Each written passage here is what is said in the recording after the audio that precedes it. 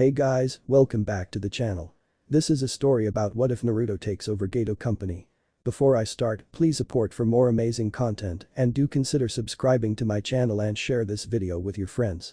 This is written by ETR101 and link in description and support writer. Let's start the video. Prologue. The boss's boss. So you see, Hokage-sama, the patient had an issue in which his kidneys were completely burnt by internal chakra use.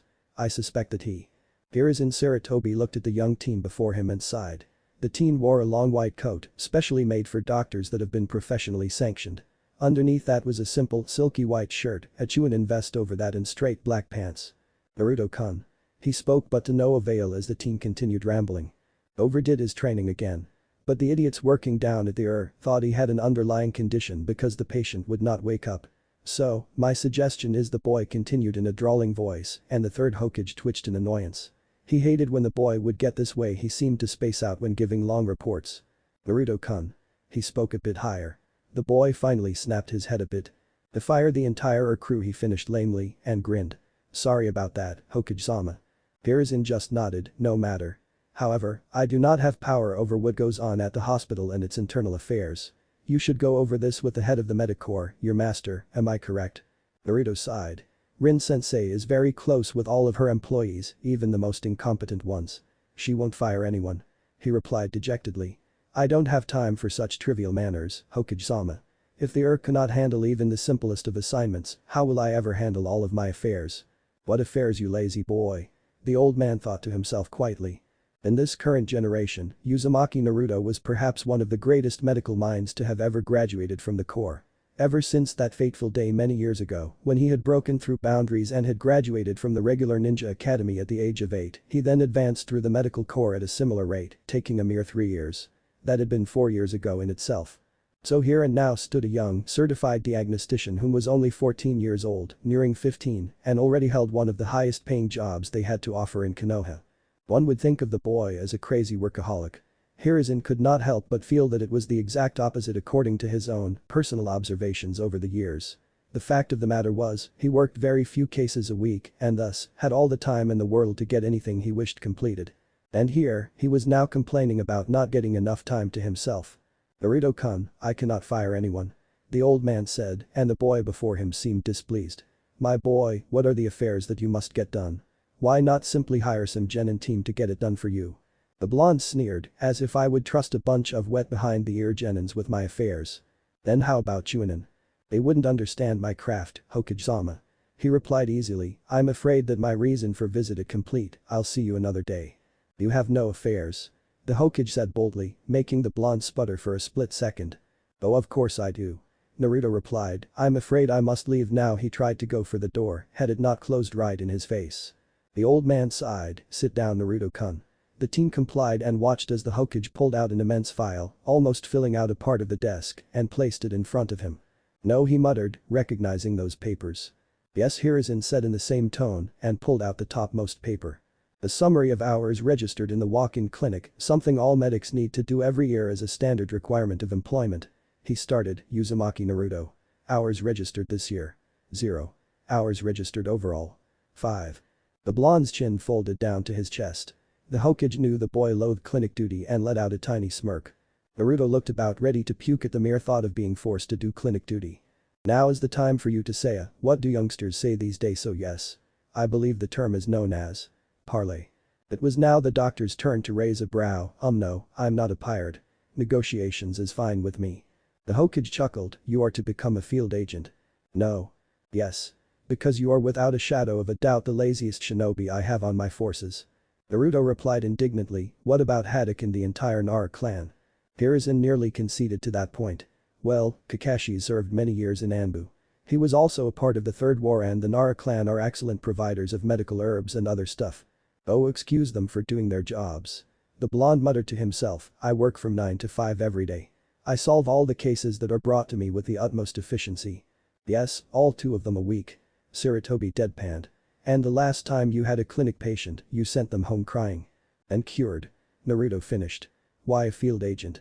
Why not just make me a specialized Anbu healer or whatever job you can come up with? Sarutobi pulled out another file, the last mission you had was 3 months ago. An A rank Takumo. Naruto muttered something about annoying climates, but Sarutobi ignored that. Fact of the matter is, you can potentially be one of my best overall shinobi. Not just as a doctor. Naruto sighed. You're not letting this go, are you? The old man nodded. Fine. Naruto knew that no matter what, the Hokage will have his way. The man had the power to make his life more miserable than ever, so why not take the less evil route, the blonde doctor thought. The Hokage smiled. Excellent. Now the team you have no complaints about being on a team, right? The blonde shook his head, knowing how important it was to have a team. As long as they're competent, he muttered in a low tone. Right. You see, he was cut off by the door suddenly being broken into, revealing a young woman who had a note in her arms. Hokage-sama. It's from Kakashi's team. The old man frowned and read the coded note. He then smiled. Naruto did not like that smile one bit. I have a mission for you already, Naruto-kun. How about that? It must be fate. You're starting to sound like this one really annoying Hyuga I know. The blonde deadpanned. It seems Kakashi has called for backup. His team ran into the demon brothers on their way to Wave. They are Chunin leveled mist shinobi and are known associates to Mamachi's Abusa, demon of the bloody mist. Naruto waited for him to go, so he did. The mission was to escort a bridge builder and oversee his safety until his bridge is completed. Kakashi has his genin team with him. I want you to back them up, seeing as how there are no medic nins on his squad. Very well. Can I do this one solo? I'm afraid so. The team I had in mind for you are not on the clock yet, and every other squad I can send are not quite as formidable as you. Naruto nodded. So, I'm to head to Wave then. The Hokage nodded and threw the mission briefing to him. Good luck. Naruto sighed. By your leave. Hiruzen nodded, allowing the doctor to leave. Now alone, the Hokage smiled and laughed happily. The future is looking bright. Now all of that potential isn't being wasted inside of his humongous office. And Dr. Uzumaki. Haruno Sakura was not having a good day, let alone an entire week. She had graduated from the Academy of Shinobi not too long ago, a few months actually from this day to be exact. At that point, she was proud to be serving her village, and her parents were proud of her for being the first shinobi of their family. After weeks upon weeks of doing useless D-ranked missions, their class clown named Inyazuka Kiba, who just happened to be on her team, managed to convince the Hokage to give them a C-ranked mission. At first, it was all smiles when the thought of surpassing her rival Ino, who was on another squad, by completing a higher class of mission came to mind. But now, Sakura found that she was terrified of the coming future. Only a day ago, her squad leader, Hada Kakashi, had engaged and defeated another Jounin who had come to strike at the bridge builder, but not without consequence. After the fight, he had fallen as well, and it was now up to the genin to decide how to run the show until Kakashi woke up. She sighed, her team was clearly not ready for this step yet. The pink-haired girl snapped out of her thoughts when she heard a knock on the door. She stood and carelessly walked over to answer it. As she opened the door, Sakura was met with a young teen, not much older looking than herself honestly, and was wearing a standard Chunin vest. Hi. How can I help you? You fail. He replied in a conversational tone. Never in all my years of service, the blonde muttered to himself with a facepalm, but not silent enough for the girl to miss. Sakura was now confused. What? And who are you? 0 observation skills. Why am I not surprised, he replied, and then pointed to the leaf headband on his forehead. Clearly, I'm your backup. What the hell are the academy teaching you all these days? The young girl seemed a bit indignant but relented. Oh. I'm sorry. She then motioned for him to enter. My goodness, what the hell is the matter with you? Look, you idiot, I could have been an enemy shinobi who just happened to have a spare Konoha headband. Aren't you going to ask me some sort of question to verify that I'm your real reinforcements? The doctor asked, annoyed. The pink-haired girl seemed bemused, so Naruto sighed. He decided to be merciful just this one time. Whatever. Just let this be a lesson for the future. Oh, and none of you bothered to set up any sort of perimeter defense. So overall, this team of genin absolutely sucks so far. And with that, he pushed the girl out of the way and walked in. She began to grow red in the face, whether it was embarrassment or anger, he did not care to identify. Now where's that idiot Jounin of yours? He's upstairs. She replied timidly. Now it was clear on her face, the embarrassment from being criticized by someone wearing a fancy green vest. He rolled his eyes, of course. Walking calmly up the stairs, he heard a voice from behind him. Who is he? And what is he doing here? Naruto replied without looking back. Again. 0 observation skills. I pity Kakashi for having such an incompetent team. He did not turn back to see the boy nearly attack him, but was held back by another person. That's a Chunin. It was another male voice. Ignoring the genin, Naruto entered through the room that he could see Kakashi in as the door was wide open. He surveyed the unconscious man before kneeling down next to his side. You idiot. He positioned his hand above the Jounin's forehead. Just as he was about to channel chakra, a voice behind spoke up. What are you doing? She asked, alarmed. My job, duh. He replied. Shaosen no jutsu, mystical palm. His hand lit up and turned a light green. He realized that the three genin were watching in earnest but only focused on healing the Jounin. After a few seconds, the silver-haired man, who was previously unconscious, woke up. He took a second to survey who was around him. Hello, genin. He said weakly, eye smiling. And medic. Oh. Naruto. Just like old times, Kakashi. You lay down on a futon injured as Rin-sensei makes me practice on you. The Jounin chuckled, indeed. Are you the only one that came? The doctor nodded, I see. How fast can you get me back up to speed? It's 7 in the morning right now. I can get you up to speed by the crack of noon. Excuse me, he had a severe case of chakra exhaustion. Shouldn't that take at least a week to heal? The girl asked. Naruto looked at her with a face that clearly said shut up. Well then, the real medic here seems to have spoken. She thinks that you should stay in bed for a week, Kakashi-san. Who am I, the amateur doctor, to protest? The sheer amount of sarcasm in his voice shut the girl up. Severe case. He mocked repeated, don't make me laugh, none of you have ever seen a severe case of chakra exhaustion before in your life. My diagnosis is, Kakashi got his ass kicked but won the fight using about 90% of his chakra. Thus, he collapsed from fatigue with some wounds, only mere fatigue with some wounds, and needed a real medic to just patch up his minor internal and external injuries. 10% of chakra is plentiful, enough to keep you alive, just as long as you don't push it below 2.77%, which is the standard case of severe chakra exhaustion as you say, pink one. Kakashi Hare is just lazy. They all looked at him in awe, but he paid no mind to it.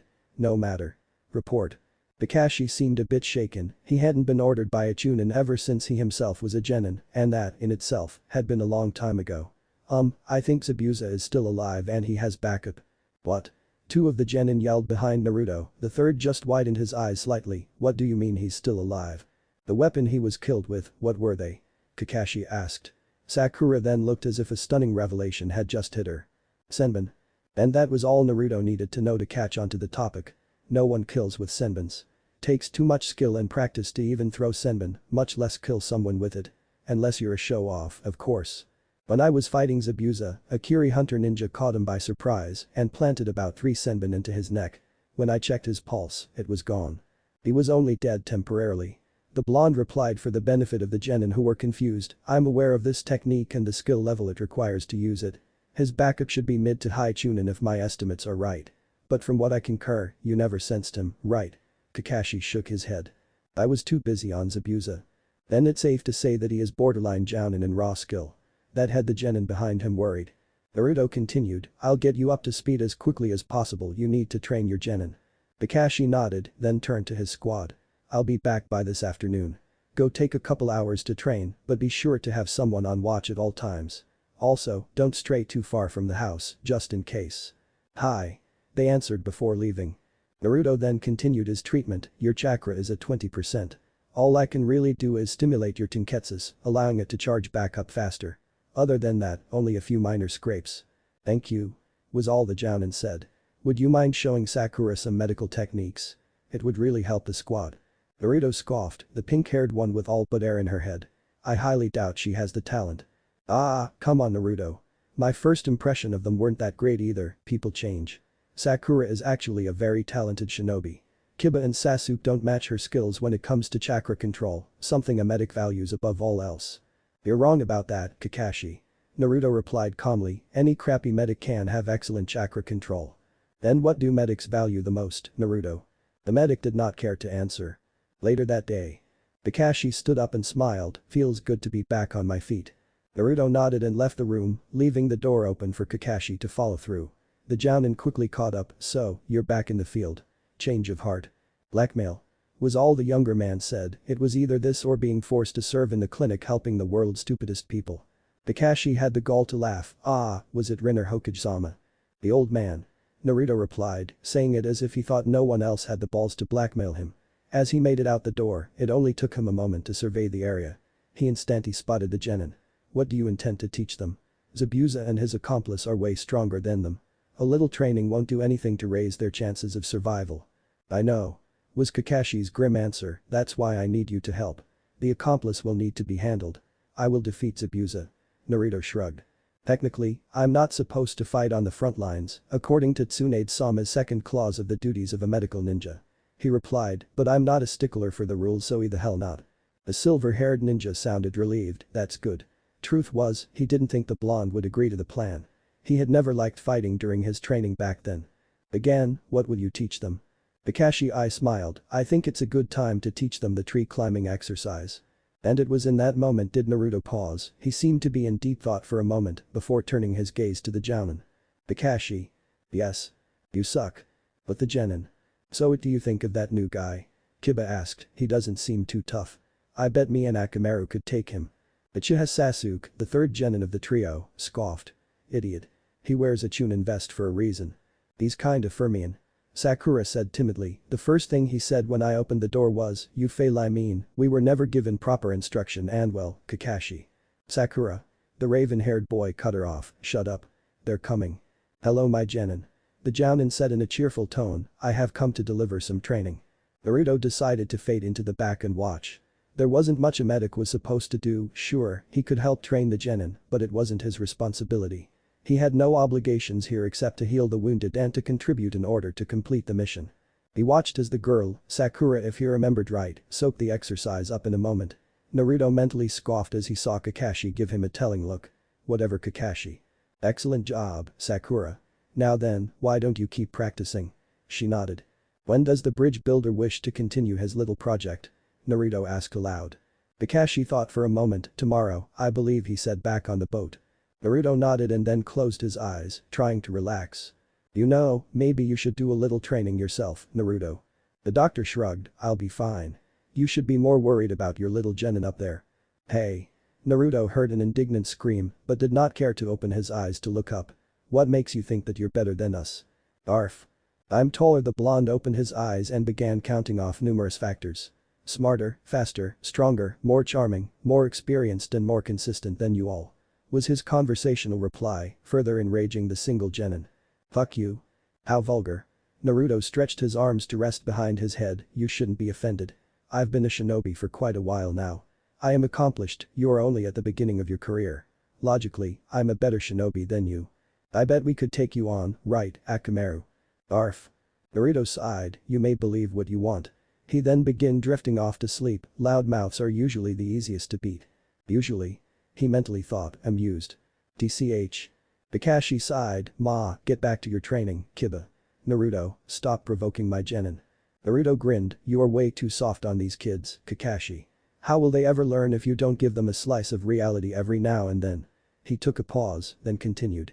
New genin typically think that they are the best to ever grace the lands. But the truth is, 85% of them will die within 5 years of service. You're right. The Jounin responded, but now is not the time to scare them. The blonde didn't respond right away, like I care. And those were his last words before snoring could be heard from him. Flashback. Boy. Naruto, where the hell were you? You missed the team gatherings. A girl yelled out. You'll never make friends if you don't ever show up, Naruto.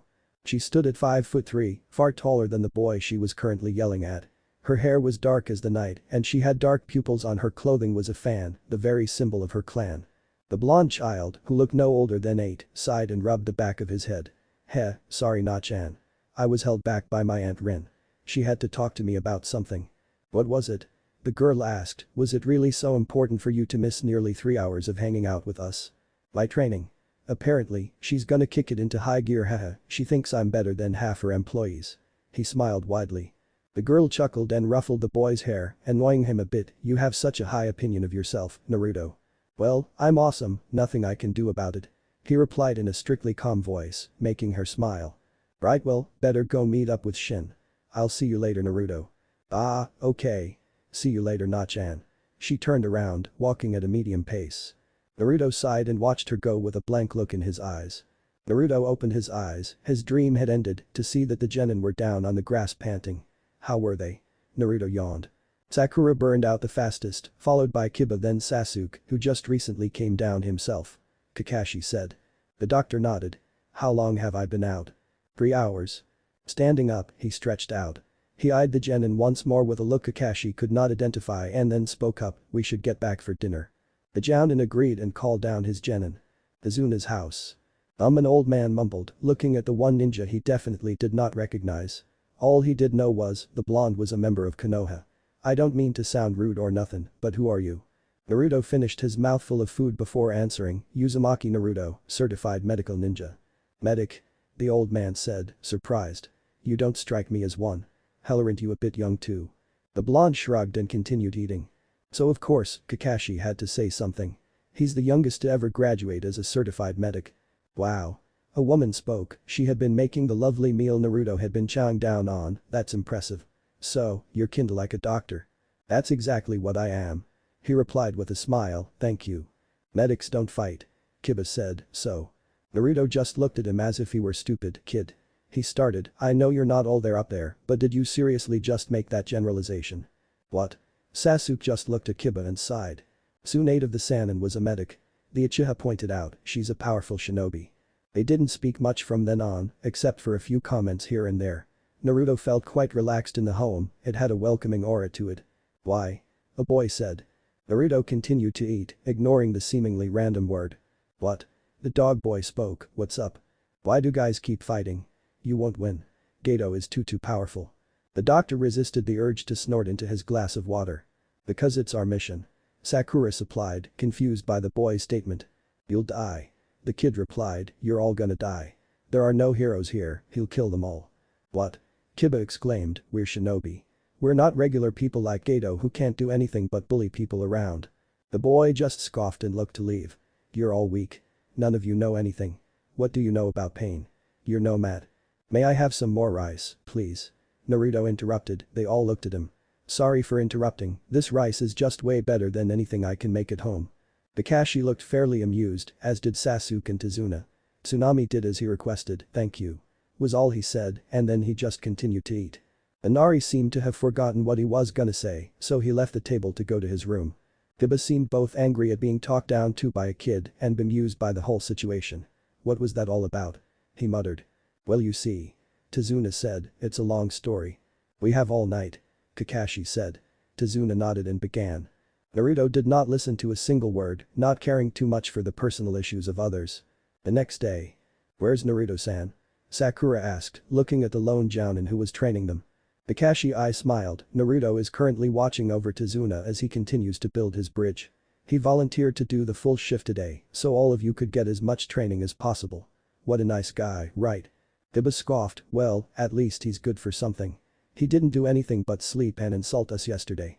Sakura looked like she wanted to say something too, but she caught herself. Ma, he's like that to almost everyone. Don't take it too personally. Anyways'll you be tree climbing. Sasuke is almost at the top already. Kiba looked up from where he was at and twitched, the jounin was right. Shit. Just as Sakura was about to go start climbing the tree, Kakashi stopped her. Sakura. You won't be climbing trees today. She widened her eyes, you'll be going to the next level. Do you have a bathing suit of some sort? No sensei, I didn't think I would need one. Kakashi nodded, doesn't matter, your regular clothes will do. He took out a note, go to the bridge and hand this to Naruto. From then on, just follow his directions. She looked hesitant but nodded anyways. Kakashi smirked as he watched her leave. No free day for you, Naruto. At the bridge. That one-eyed son of a bitch. Naruto cursed mentally. Sakura looked at him nervously. Naruto rolled his eyes, he wasn't surprised. From his observations, the reason Kakashi was teaching at the moment was because the academy currently had an excellent student. That excellent student just happened to be an Uchiha, and only one person had the qualifications to teach an Uchiha. A while back, he had taken a patient who kept raving on and on about some kid who was bound to be Rookie of the Year, who just happened to be an Uchiha. Which meant that the Uchiha on this team was the Rookie of the Year, and that meant that this girl was the highest scoring female of the academy. But she didn't act like it at all, in fact, she acted like an idiot most of the time, which led him to believe that she was the bookworm type of girl. All of this pointed to the fact that she was indeed a goody-goody girl who didn't want to do any wrong. That was why she was embarrassed when he criticized her and why she seemed unfamiliar with being criticized in the first place. Nope, definitely not medic material at the moment. He looked at the note again and mentally cursed again. He had been planning on slacking off today, knowing that according to Kakashi, Zabuza had been terribly hurt himself. Naruto knew just how powerful Kakashi was, and according to the details, Zabuza was estimated to be out for a week. So he knew for a fact that there was a 95% chance of absolutely nothing happening today. Good odds in his opinion. Kakashi has asked me to teach you how to walk on water. Sakura looked interested in that. He continued. I can teach you this easily, especially from here. Can you swim? She nodded. Good. Now follow me. He walked to the corner of the bridge. From here, I can overlook your training and watch over Tizuna at the same time. I will take a brief moment to explain to you how water walking works. It's not too complicated unless you're an idiot. You basically do what you did for tree walking, with the exception of having to consistently adapt to the currents of what you are standing on. She looked confused at the last part. He sighed, just do it. The more you do it, the better you will get at it. Hi. Was her only reply as she left to attempt it. Naruto was amused by her timid nature, but thought nothing of it. Well, at least Kakashi gave me a fair amount of entertainment, not many things like watching a green genin try to walk on water only to fall. Meanwhile elsewhere. Reinforcement, you say? Zabuza asked. He was currently bedridden and wrapped in bandages. The masked shinobi nodded.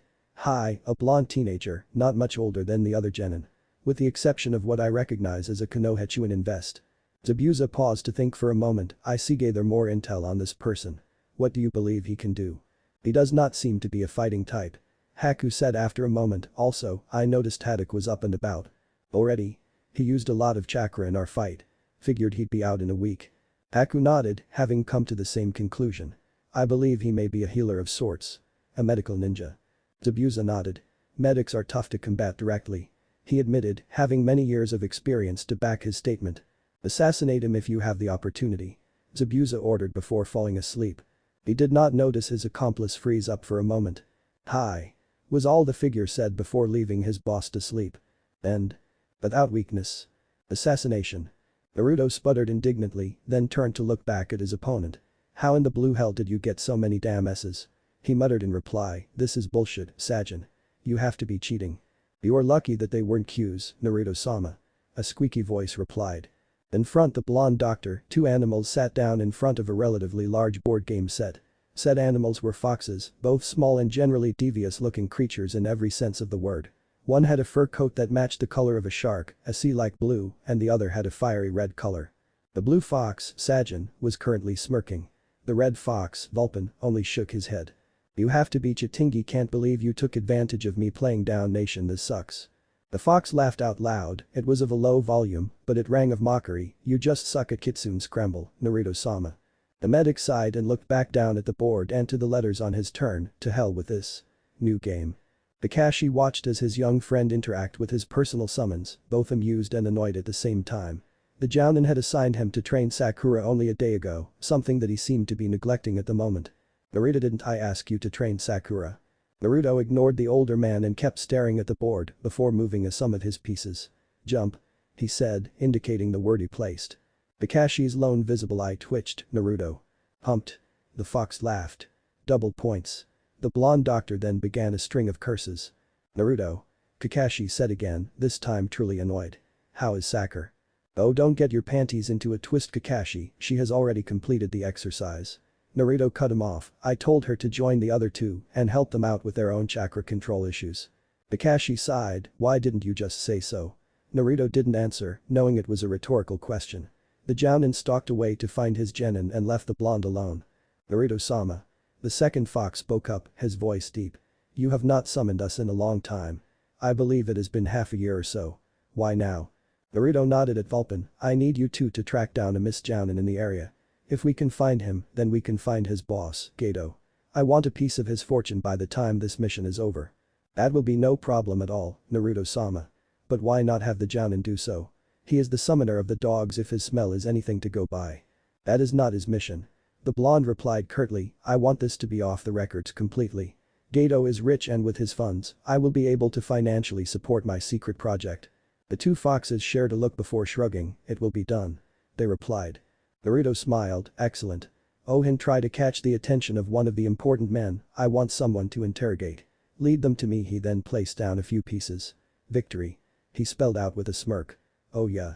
Can't counter that move, can ya, Sajin? The blue fox just smirked, my apologies, Naruto-sama. He said, denied. The fox spelled with his own pieces, triple points. Vulpin only shook his head, you never learn, Naruto-sama. Anyways, we will have the job done, rest assured. Had anyone been in the area, they would have heard a violent string of curses and the mocking laughter of a fox. Later that day. In 2 days, I think Zabuza will strike once again. Kakashi spoke out loud to his team, in 2 days, I must prepare you guys effectively. The genin were watching with their complete attention, unlike the medic, who just seemed bored by the whole situation. The week Kakashi had projected for the team to train was nearly up, and he truly believed that Zabuza would now return to strike at full power soon. He glanced over at Naruto, worried for the boy seeing as how he hadn't been on the field for a long time. Half a year was definitely a long tenure for a shinobi to be inactive, even for a top-class shinobi like him. Naruto, you will be handling the accomplice.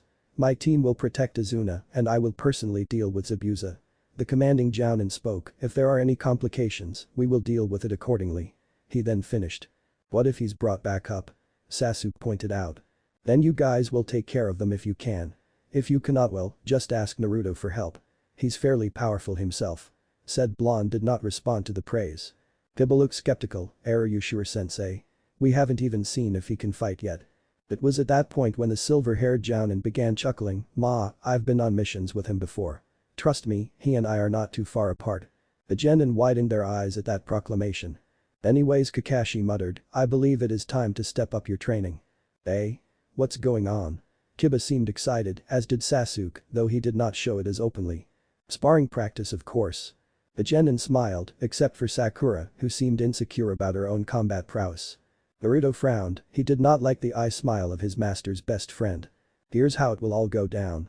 10 minutes later. I hate you, Kakashi.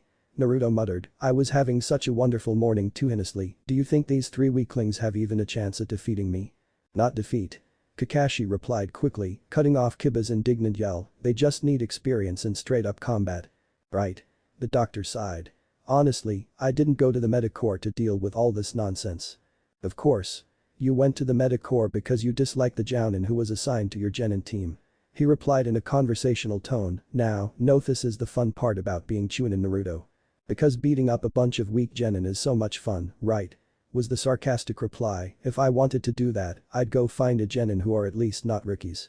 Well, beggars cannot be choosers. A reply that had absolutely nothing to do with the conversation. A classic Kakashi retort. Whatever. Who's my first victim? The genin all scowled, Sakura will go up first. Kakashi said, shocking the girl. Hey Kakashi-sensei. I'm not a frontline fighter. Then what is your purpose in this squad? The blonde muttered aloud, you don't even look like decent cannon fodder. Kakashi sighed, Ma, there is no need to be so mean-spirited Naruto.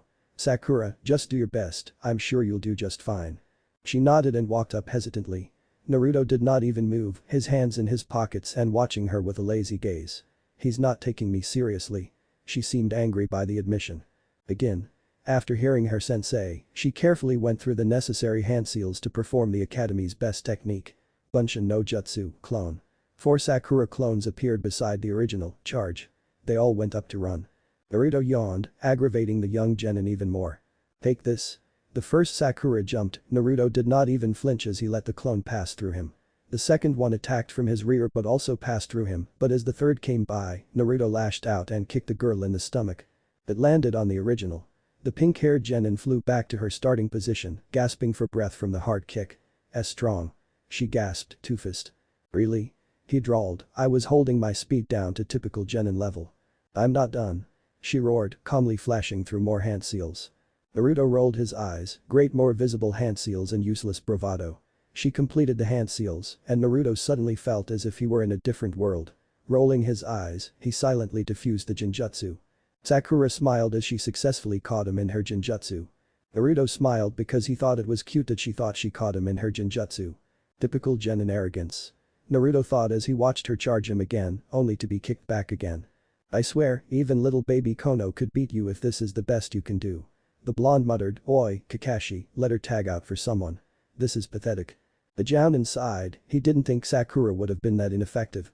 Nodding, you're done for now, Sakura. She nodded, unable to keep the shame out of her eyes. Hadn't she graduated in the top 5 of her class not too long ago? How had this boy, who looked no older than her, defeat her so easily? Hiba.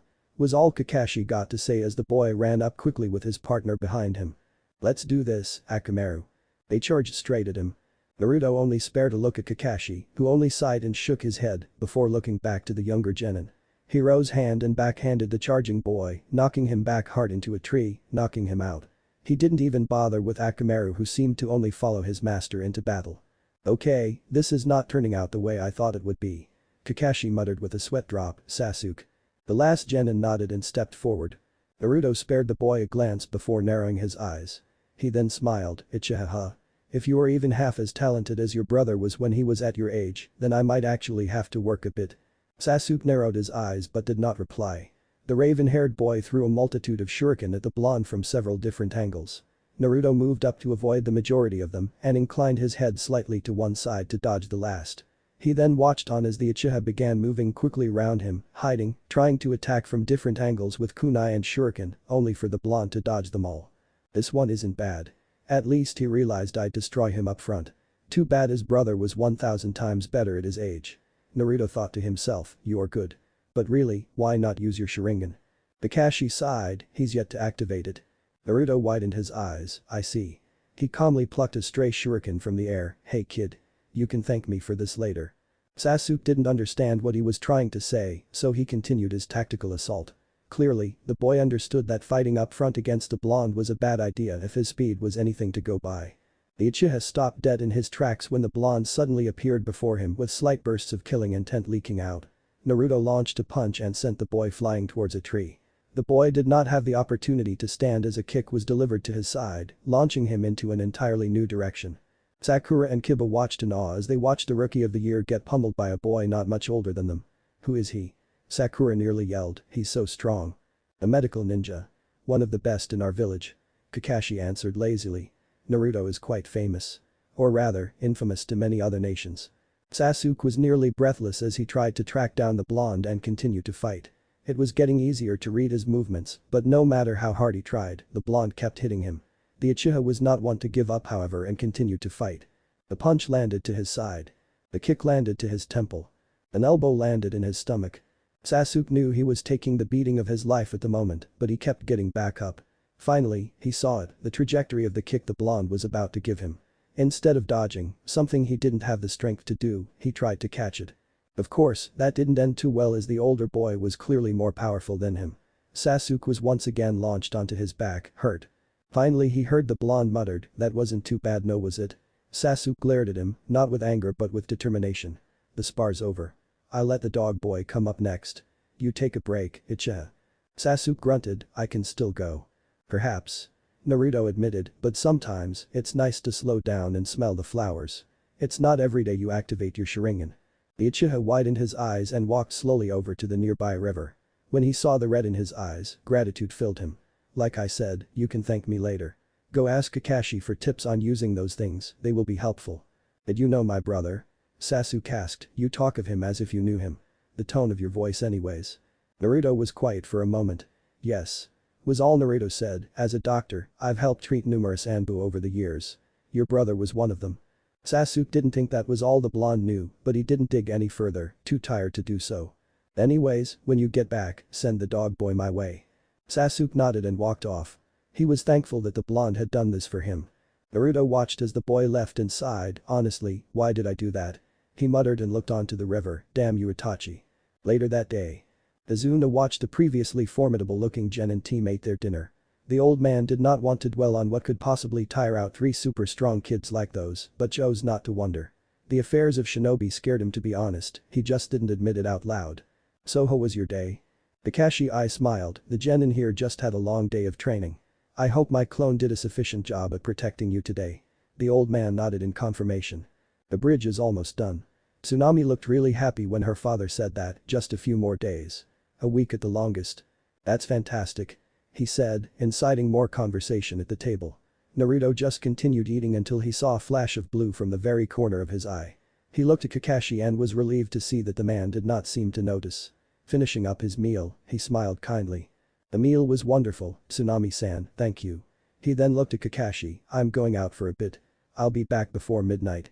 Kakashi rose a single brow, but then shrugged, alright. The blonde nodded and left, leaving three confused genin. Outside far from base. We've found them, Naruto-sama. The fox spoke, but his voice seemed urgent. Naruto looked to his summon, what's wrong? And where is Vulpin? The fox sighed and nodded. Vulpin is currently leading the tail you asked us to lure. But it's one of the shinobi, a masked one. Naruto took a moment to think before shrugging, "Led this shinobi to me." The fox eyed his master before nodding. "It shall be done, Naruto-sama." Naruto waited patiently with a smile on his face. Aku flew after the spy with all of the speed she could muster. "We've been found," was the mantra she kept saying in her head. She could not allow anyone to find Zabuza, not in his current weakened state. She was relieved when she sensed the spy stop, however. Was he tired? What happened? Aku turned the corner and was confused when she saw two foxes, one smiling and the other sighing. It was an odd sight. Her sixth sense of danger was now ringing in her mind as she rolled to the floor, dodging a punch that left a huge dent on a tree. Good reflexes. A voice said, "You're not bad, Hunter-san." "Who are you?" she exclaimed, only now realizing she had been led to a trap. "You are the spy." "Yes." The blonde said, grinning, "You cannot defeat me, Hunter-san." Aku charged at high speeds and engaged him in a taijutsu exchange, only to be shocked to see the blonde keeping up with her pace for pace. "I thought he was just a medic." Naruto, on the other hand, was having a good time. "You're fairly quick," he said in between exchanges, "but I've fought stronger enemies." "Ever been to Kumo? Those guys have tough shinobi." He dodged her kicks and quickly moved behind to trap her in a full Nelson. "I win." "Not quite," the masked ninja said.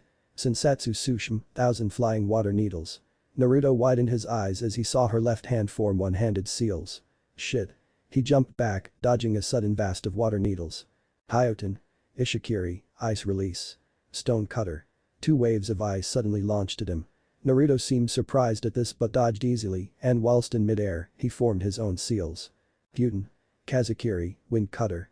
Like the ice, multiple blades of wind was launched at the masked opponent, forcing her to dodge quickly. Naruto then quickly appeared before his opponent and engaged in taijutsu once again. "Why do you insist on fighting up close? Is this the way a medic should fight?" Haku said. "I actually kind of like it, to be honest." Naruto smiled and dodged a high kick from the woman before landing a small kick to her left side. Haku then started to feel more and more tired as the fight dragged. "What's going on?" She was also breathing more violently. What? You're not bad. This is a style of taijutsu that I developed personally." His voice was smug. "Dakiken, the poison fist." He rose his hand up to her, similar to that of the tiger fist style from what she recognized, and jabbed at her mask, shattering it instantly. He then proceeded to lay a complete and utter beatdown on the formerly masked shinobi, landing a hard knee to her stomach and then multiple elbow blows to her body. Haku could barely block his incoming strikes. It did not take long for her to completely collapse. "Still alive? I sure hope so." "Why you poisoned me?" she asked. Naruto chuckled, "Oh no, that's just a cool name I thought of. The effects of it are just similar to being poisoned. You see, in order to become a medical shinobi, I had to learn how to convert raw chakra into electrical currents. That is basically the secret behind this style. Every time I would land a strike on you, no matter how small, I sent a small bit of electricity through your body in order to confuse your nervous system. The effects are small at first, but the longer you engage with me in taijutsu, the faster you began to slow down. Hence, the poison fist." He smiled and walked up to her. "You'll find that your chakra will also feel erratic. That is also a side effect to my technique." Haku widened his eyes. "Such a powerful close combat technique." She mourned, "How in the world do you beat a shinobi who can heal himself and is able to fight like this in close combat? He's not regular." "Nothin'." Naruto grinned and looked down to her. Sajin and Vulpin also walked up to her, one with a smirk on its face, while the other had a blank look. "I have a proposition for you." "And?" "Deal with the devil." The lone figure walked through a thick misty forest, his footsteps silent as if it had been practiced for many years. He stood at a height of 5'8", relatively tall for his age of 14 years. The teen had short blonde locks of hair, sharp blue eyes, and 3 very thin, almost invisible whisker-like marks upon his angled face. This teen wore a standard Chunin vest over a white shirt and dark, straight pants. His name was Uzumaki Naruto, infamous in every country except his own, although even that claim could be argued, and he was on a mission, a personal off-the-clock mission as far as he was concerned. At his fairly rapid pace, it did not take him long to locate the building his foxes had found not too long ago. He looked to the sky and sighed, it was almost midnight. He would have to send a clone back to the house to reassure Kakashi and feed him a lie, an easy enough thing to do. Guchius no Jutsu, summoning. He channeled chakra to his left hand and struck the ground, a silent pop indicating his technique. Now standing before him was a small, silver-colored fox who had eyes as thin as a line. He was small and had a similar aura like the other two foxes before, except his eyes had more hints of malice within them. "Jin." Naruto spoke quietly, "I require your assistance tonight." The fox nodded and bowed lightly, not formal at all, but it showed respect to his summoner. "Naruto." His voice was deep. "It's been a while, what's up?" "I have come here to meet a very powerful shinobi. A man named Momochi Zabuza, one of the famed 7 shinobi swordsmen of the Bloody Mist village. You see, I currently have one of his accomplices held captive and I wish to speak to him about something. While I am doing this, I want you to find the storage around here and anything of value." He gave the fox a map, allowing his tail to take it from his hand. "This should help." Vulpin and Sajin marked the important spots apparently with an X. The fox briefly scanned the paper and nodded, "No problem, champ. You want to meet up later?" Naruto shook his head. "I want you to rob this place dry. According to the other two, they have quite the collection of valuables and cash. I want it all. Once you're finished, disperse, and I'll summon you after my meeting with the shinobi." Jin nodded and smirked, a dark glint in his eyes. "Sounds fun. Alright, what's in it for me, champ?" Naruto mentally sighed. As much as he respected the fox in front of him, the blonde sometimes felt that the cost of his services were quite deep. But he really needed Jin on this task just in case his talks failed today. He thought it was unlikely, but it was better to be safe than sorry. The silver fox was the best of the best at what he did after all. "Do I get a friendship discount?" Naruto asked pathetically. Jin seemed to contemplate his words, more than Naruto hoped in the least. 15% since I'm such a nice guy today. Buy or sell?" The doctor sighed. "Fine, I'll buy. The hell does a fox need to do with money anyways?" Jin smirked. "I have children, you know. I need some valuables to let them know that daddy is the one that brings home the bacon every night and I need to give their mommy a little incentive to take breaks from work every now and then, if you catch my drift." The fox seemed to attempt an eyebrow wiggle, which did not amuse the blonde as much as it would have had it not been such a serious situation at the moment. Naruto's left eye twitched, again, what in the hell do foxes do anyway? Don't they just have sex, hunt and sleep? Honestly, he did not care to express his feelings out loud. Whatever. He sighed, "Let's just get this done." The silver fox nodded and seemingly disappeared from his previous spot, leaving no trace that he'd even been there. Naruto stood up and scanned the building that was visible only from atop. There is a lot of mist today. Good thing too that makes it so much easier to complete this task. Naruto walked silently into the mist, his breathing nearly soundless from the outside. He quickly made his way before the door, only to see 2 men guarding it. Taking advantage of the mist, Naruto silently snuck up behind them both. "Man, it's so hard to see through this damn mist," one of the bandits exclaimed. "I hate this bullshit. We're not getting paid enough for this. You've been complaining all day. Will you just shut up already?" He had a scowl in his face. Naruto shook his head. He contemplated killing both but decided against it for now. It would be troublesome if someone found their corpses in the middle of this meeting. Naruto, showing a mastery of chakra control and stealth, walked up the wall quickly and silently, not attracting any attention whatsoever from the several guards around the area. He tried to remember what the 2 scout foxes had told him about Zabuza's location. It was on the top floor of this massive building. Soon, he found his way there. The room was now in sight. Now, all he had to do was sneak in. Of course, things aren't always that simple. Well, and who might you be?" Naruto did not show it, but he was quite shocked when he heard the voice. "You're very, very sneaky. But I'm the best in that field. You didn't think that just anyone could move undetected in my mist, did you?" "Momochi Zabuza. Don't you look healthy?" was the doctor's calm reply. The shirtless browless man smirked behind his mask, his fierce-looking sword looking ever proud in his hand. "Hello, Konoha Chunin. According to my sources, you are the medic nin that was sent as backup to help Kakashi's little peewee squad. Now then, why are you here of all people? I figured that if they found this spot, it would be Kakashi or some other assassin but not a medic. No, it is very rare that medics are given assassinations." Naruto smirked outwardly. "Who said I was here for an assassination? I have no interest in battling today, Zabuza-san." The Jounin narrowed his eyes. "Oh." The blonde nodded and reached into his vest, alerting the Jounin's seemingly built-in sense of danger. "I'm not arming myself, just getting something," he muttered before taking out a scroll. Opening it, he unsealed something, or rather, someone. Haku, the masked ninja he had defeated easily not too long ago, suddenly appeared from thin air, tied up and beaten, but looking fairly decent as far as being a captive goes. "Taking captive of my tools now? Honestly, I'm a far more cruel man than that," Zabuza said, amused by the situation. "Although I admit this is quite underhanded for a Konoha shinobi." The blonde shrugged. "I'm not most Konoha shinobi. I've come with a proposition." The Jounin rose a single brow. "You want to strike a deal with me? What could you possibly offer me, Konoha Chunin?" Naruto only smirked. "A little bird told me of your quest to overthrow the Yondaime Mizukage." Zabuza narrowed his eyes. "Go on." "I want in." was all he said. I will help provide for you the means of building up a military bases and gathering allies. He said, what I want from you is the consent that you will not attack the bridge tomorrow. Kill Gato and we can share the spoils of his fortune. What do you say? The Miss Shinobi took a moment to think, his face carefully blank. Naruto was also calm. Gato is the only thing hiding me from eventually getting caught from mist hunters. Why should I do this? The doctor scoffed, you really don't see the big picture, do you? The plan is for me to take over his company and I shall redirect whatever of his fortune he has towards your little war effort. All I want is 50%. That's a little bit much for a simple doctor, don't you think? The Jounin asked mockingly, why should I do this? Why don't I just kill you now and take the entire fortune for myself? The answer is simple. You're a simple brute who only knows how to kill. Allow me to run this company from the Shidosalomi to help you win your little war. Gato is filthy rich, 50% of his fortune would allow me to retire nearly 60 years early. But that is not my goal, I have other ambitions. So you're just a greedy son of a bitch. Zabuza said bluntly. The blonde however looked mildly offended. I never knew my mother, but I'm sure she was a great woman. He replied, annoyed. By the way, you never denied being a simple brute with no knowledge of business. And you never denied being greedy. What does a kid like you know about business?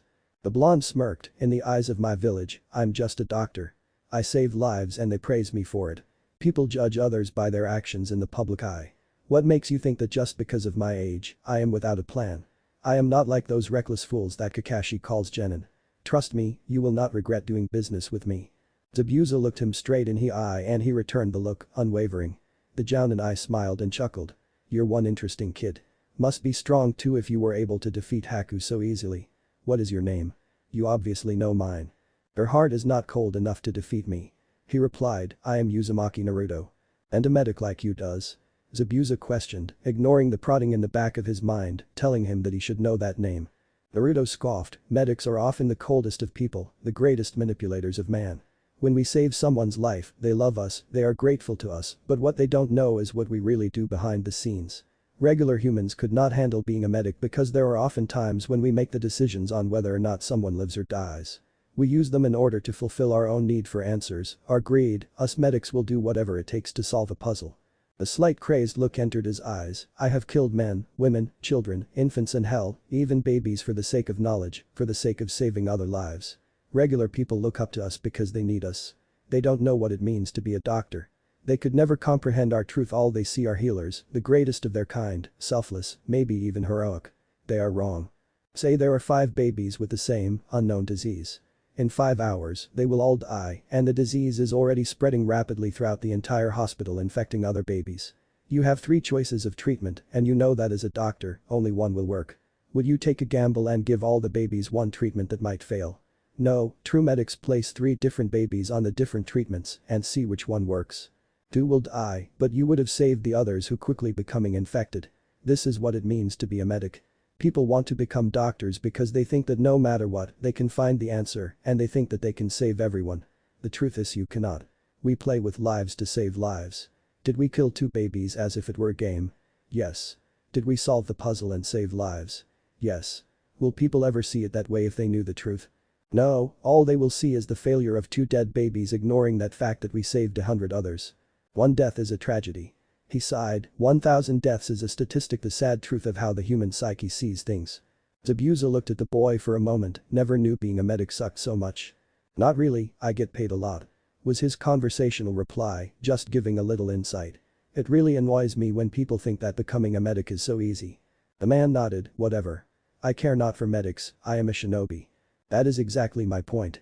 Now, will you just accept my offer? Or will you go to battle tomorrow and allow whatever that will happen to run its course? It was silent for a few minutes, but Naruto did not back down or show weakness. The Jounin sighed after a while. Zabuza had gone through his impressions of the kid and the pros and cons of agreeing to this. In the end, Zabuza reminded himself of his ultimate goal, rather than the need to survive. You have convinced me, kid. Now then, what's the plan?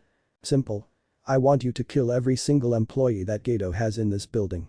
This is his main headquarters. From here, I will be able to issue any command as I please. I will replace his employees with my own. The man nodded, I see. That will be no problem. He put his sword down. May I have my apprentice back? Naruto nodded and threw Haku over to him carelessly. Zabuza untied the girl's gag and woke her up. Eyes widened, she seemed relieved that Zabuza was okay. Zabuza-sama. That medic, he had this insane idea, this proposition. I accepted. She was shocked by that admission. But what about the hunters? Naruto stepped in. I will send out an unknown letter to Kiri, stating that missing ninja Mamachi Zabuza is currently wandering at the borders of Kumo. That should direct them far enough away from you guys, I hope. The man nodded, it's perfect. As long as everyone here dies, we will be in the clear and nobody will ever know of this meeting. No deal is done. Indeed. They shook hands. I promise to deliver my end of the promise by the end of the week. You will have your army and bases, and I will have my 50% and control of this company's movements. 35 actually. He grudgingly reminded himself mentally. We have an accord, Demon of the Bloody Mist. Good luck. The Jounin nodded and looked to his apprentice, you follow me but don't do anything.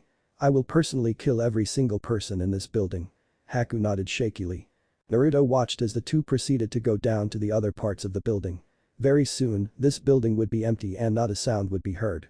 The silent killer, Zabuza, had definitely earned his name. Uchius no Jutsu, summoning. He hit his hand to the floor like before. This time however, from the cloudy pop revealed another one of his foxes. This one, unlike the previous three, was a female creature. Her fur coat was a light majestic purple, and her eyes could be compared to that of a pink stone. Time. Naruto spoke. I have a long-term assignment for you. The female fox nodded, of course Naruto-kun. By the way, it is Haim-sama. Please do not forget again. Naruto's sweat dropped, right, of course. Sorry. Anyways, I've just bought my first company and I need you to run it in my stead. The fox's eyes lit up in excitement, oh. So you've decided to become an entrepreneur then? I'm so proud of you Naruto-kun. Instead of lazing around in the office all day like you used to, you've finally become proactive in your career. The blonde sighed and relayed to her the deal he made with Zabuza. Sounds like fun. But really, you should have haggled more out of him. She told him in a scolding tone. I didn't wish to push too hard and risk a fight him. He had the area advantage today. I took the safe route this time. He replied, besides, I got what I wanted. Right. Alright, this is gonna be so much fun Naruto-kun. She said, what do you want to do first? Might as well end this country's suffering. Once they complete the bridge, they'll be on their way to prosperity and corruption once again. I want you to focus 50% of Gato's shipping business in order to help Mamachi Zabuza achieve his goals, trust me, this will help in the long run if I'm right. I want 20% withdrawn directly and transferred over to my personal account, make it as discreet as possible, don't worry about time, I'm patient. The last 30%, I want to keep the money flowing. Just clean the business up. As you wish, Naruto-kun. You will be keeping the 20%. 5 actually. Naruto thought, yes. It is more than enough. Alright. Henge, transformation. The purple fox transformed. Now, instead of a creature, she now had the visage of a woman with purple hair, glasses and enough jewels to paint her as a sort of sophisticated accountant. She stood at about Naruto's height and a single fox earring on her left lobe. Her eyes were still pink and she had square unframed glasses. Gato Industries is now unofficially under your command, Naruto-kun. The blonde smiled, didn't you just love it when a plan comes together? Oh, and have our new employees reconstruct the area around here, it's too damn gloomy. Elsewhere. Zabuza-sama. What is it Haku? The man grunted, slitting the throat of another bandit. Man, these guys are boring. Why did you accept his proposition? The younger shinobi asked. That boy so powerful and the look in his eyes displays nothing but greed and insanity. You exaggerate too much. The elder man sighed, sometimes in life, you just have cut the deal that benefits you the most. Besides, I want the Mizukage's head on a platter. I will be there soon. With real help this time. Sometime later a few days. Kakashi sighed in relief as he watched a bridge attach onto the second island, now allowing this country more opportunities to trade with other neighboring ones and ending his team's first C-A ranked mission. It was an odd week, seeing as how he had suspected Zabuza to strike at them once again after recovering from injury. He never returned at the date he predicted. In fact, that day was the same day rumors of Gato's death had begun to spread, effectively raising the morale of Wave Country. Gato had apparently passed away and the new ownership had promised to help Wave back up to their feet, a much needed boost for the country. Bizgen and team were relieved that they didn't have to fight the skilled assassin again, and truthfully, so was Kakashi. It had been years since he had fought an opponent of Zabuza's skill level, and no doubt, it would have all ended badly in some way. Naruto seemed calm about the entire situation, but to be fair, he had been keeping the same facial expression the entire time since he'd arrived. That one day when he went out till midnight, returning later to say that he was investigating something he heard in the village the other day, that struck Kakashi as odd, but if the blonde didn't feel the need to tell him anything, he wouldn't force his hands. Naruto probably knew that he wouldn't question him, after all, they were friends, right? Kakashi sighed, not wanting to dwell too deep in that topic. It's not like he could have forced the blonde anyways. Mission complete. Congratulations, team. Yeah. Kiba yelled, first step to greatness. Sakura just smiled and glanced over at Sasuke, who kept a passive look. But if one looked closely, they could see a happy glint in his eyes. Kakashi still couldn't help but feel that the resident medic had something to do with all of this, but just this time, the Jounin was just relieved that this disaster of a mission was complete. The bridge was named after their team, the Seven Kings Bridge they had dubbed in the end, much to the amusement of his genin team. Team 7 traveled back to Konoha the next day at a regular pace. Once they got back, Naruto returned to the hospital and Kakashi reported to the Hokage. Life had seemingly returned to normal. Hospital. The blonde doctor couldn't help but feel relieved after such an annoying trip. He really did dislike the climate of just about every other village other than his own, so he spent the majority of his time walking up the stairs, thinking how lucky he was to be born in Konoha and not some crappy desert. When he arrived at his office, Naruto felt a presence from within. Narrowing his eyes, the blonde took out a kunai from within his vest and carefully opened the door. He narrowed his eyes, recognizing the figure before him. "What are you doing here?" The figure turned around and smiled, it was not a friendly visage at all. "And? The root of the matter?" Naruto walked around to his desk, a large piece of majestic wood that stood out greatly between his fairly big office. He was proud of the way he kept his mountains of files organized in a counter that had numerous slots for scrolls and many other miscellaneous items, all of which were labeled alphabetically in order. Other files were arranged in terms of urgency and relevancy. His office was the epitome of professionalism. On his walls were dozens of framed accomplishments, from degrees to awards and pictures of the blonde with many other famous doctors. He even had one with the apprentice of Tsunade of the Sannin when they had met when Naruto himself was on vacation not too long ago. Unfortunately, he did not get to meet the Sannin herself to his annoyance. Other than that, the walls were completely white other than the several medical charts posted upon them. As soon as he made his way around, he pulled out one of the counters and took out a single water bottle. The blonde then sat down, eyeing the figure before him cautiously. "Excuse my rudeness, honorable elder of the council, I didn't know you were coming, but I guess you council members are too good for trivial decor, such as setting up a simple appointment, that much is clear." He said sarcastically, "Is there something I can do for you, Danzo-sama? Need a checkup? I'm not sure if you know this, but we do have a walk-in clinic right downstairs on the ground floor. If you need help finding it, I will happily call a nurse for you. After all, I wouldn't want you losing your way around here. Can't be too sure with the elderly, you know." He didn't stop talking, "Of course, if you need help registering for the old folks take care center, I'll happily refer you to my colleague, Shin-san. He's especially gentle with the old and crippled." The blonde then eyed his right arm. Are you done?" The old man's voice was deep and ragged, a seasoned tone that indicated that he was not affected by a single word the blonde had said. Naruto shrugged and sipped his bottle of water very loudly for seemingly no reason. "I think you and I have much in common." "Sorry." Naruto replied, "I love women. Young women." He replied in a dead serious tone. Danzo ignored the barb professionally, "According to my sources you have made quite an interesting deal, no?" The blonde span around to face the large window of his office that was behind his desk, conveniently using the only cool thing he liked about his chair. "Oh, you mean my special order for the Kunoichi Gone Wild, the special 20th anniversary edition. Yes, buy one magazine, receive 10 pinky points and 2 movies at an incredible 50% off discount. Quite an excellent deal if I do say so myself. Answer me, why are you helping Mamachi overthrow that fool of a Mizukage? What's in it for you? You would only be helping another country gain an edge on us. Do you see the danger in the bet you have made? What's your plot?" Naruto did not answer immediately. "I spent the majority of my day imagining what Rin-sensei looked like in a tight, skimpy nurse's outfit. He sounded irritated, and then I returned home to you, one of the Leaf's most accomplished soldiers, nearly a century past his prime, scolding me for whatever reason. It's not good for my health, you know. Answer me, Jinchuriki." "I do not answer to that title, geezer." Danzo quieted once more, but Naruto could almost feel the annoyance building in the man. He mentally patted his back for the accomplishment. "Perhaps if you had made an appointment, I would have been more cooperative. I believe I'm clear for." The blonde waved his hand around, as if showing that he was truly thinking, 10 years from now. "Think you can make it?" "You take me for a fool." Danzo said, "What is going to stop me from alerting the Hokage of your little side game? Who do you think you are?" I think I have every right to buy any kind porn I want to, old man. You're helping the enemy nation with your actions. With the Yonde Mizukage gone, the mist will once again rise under a new leadership.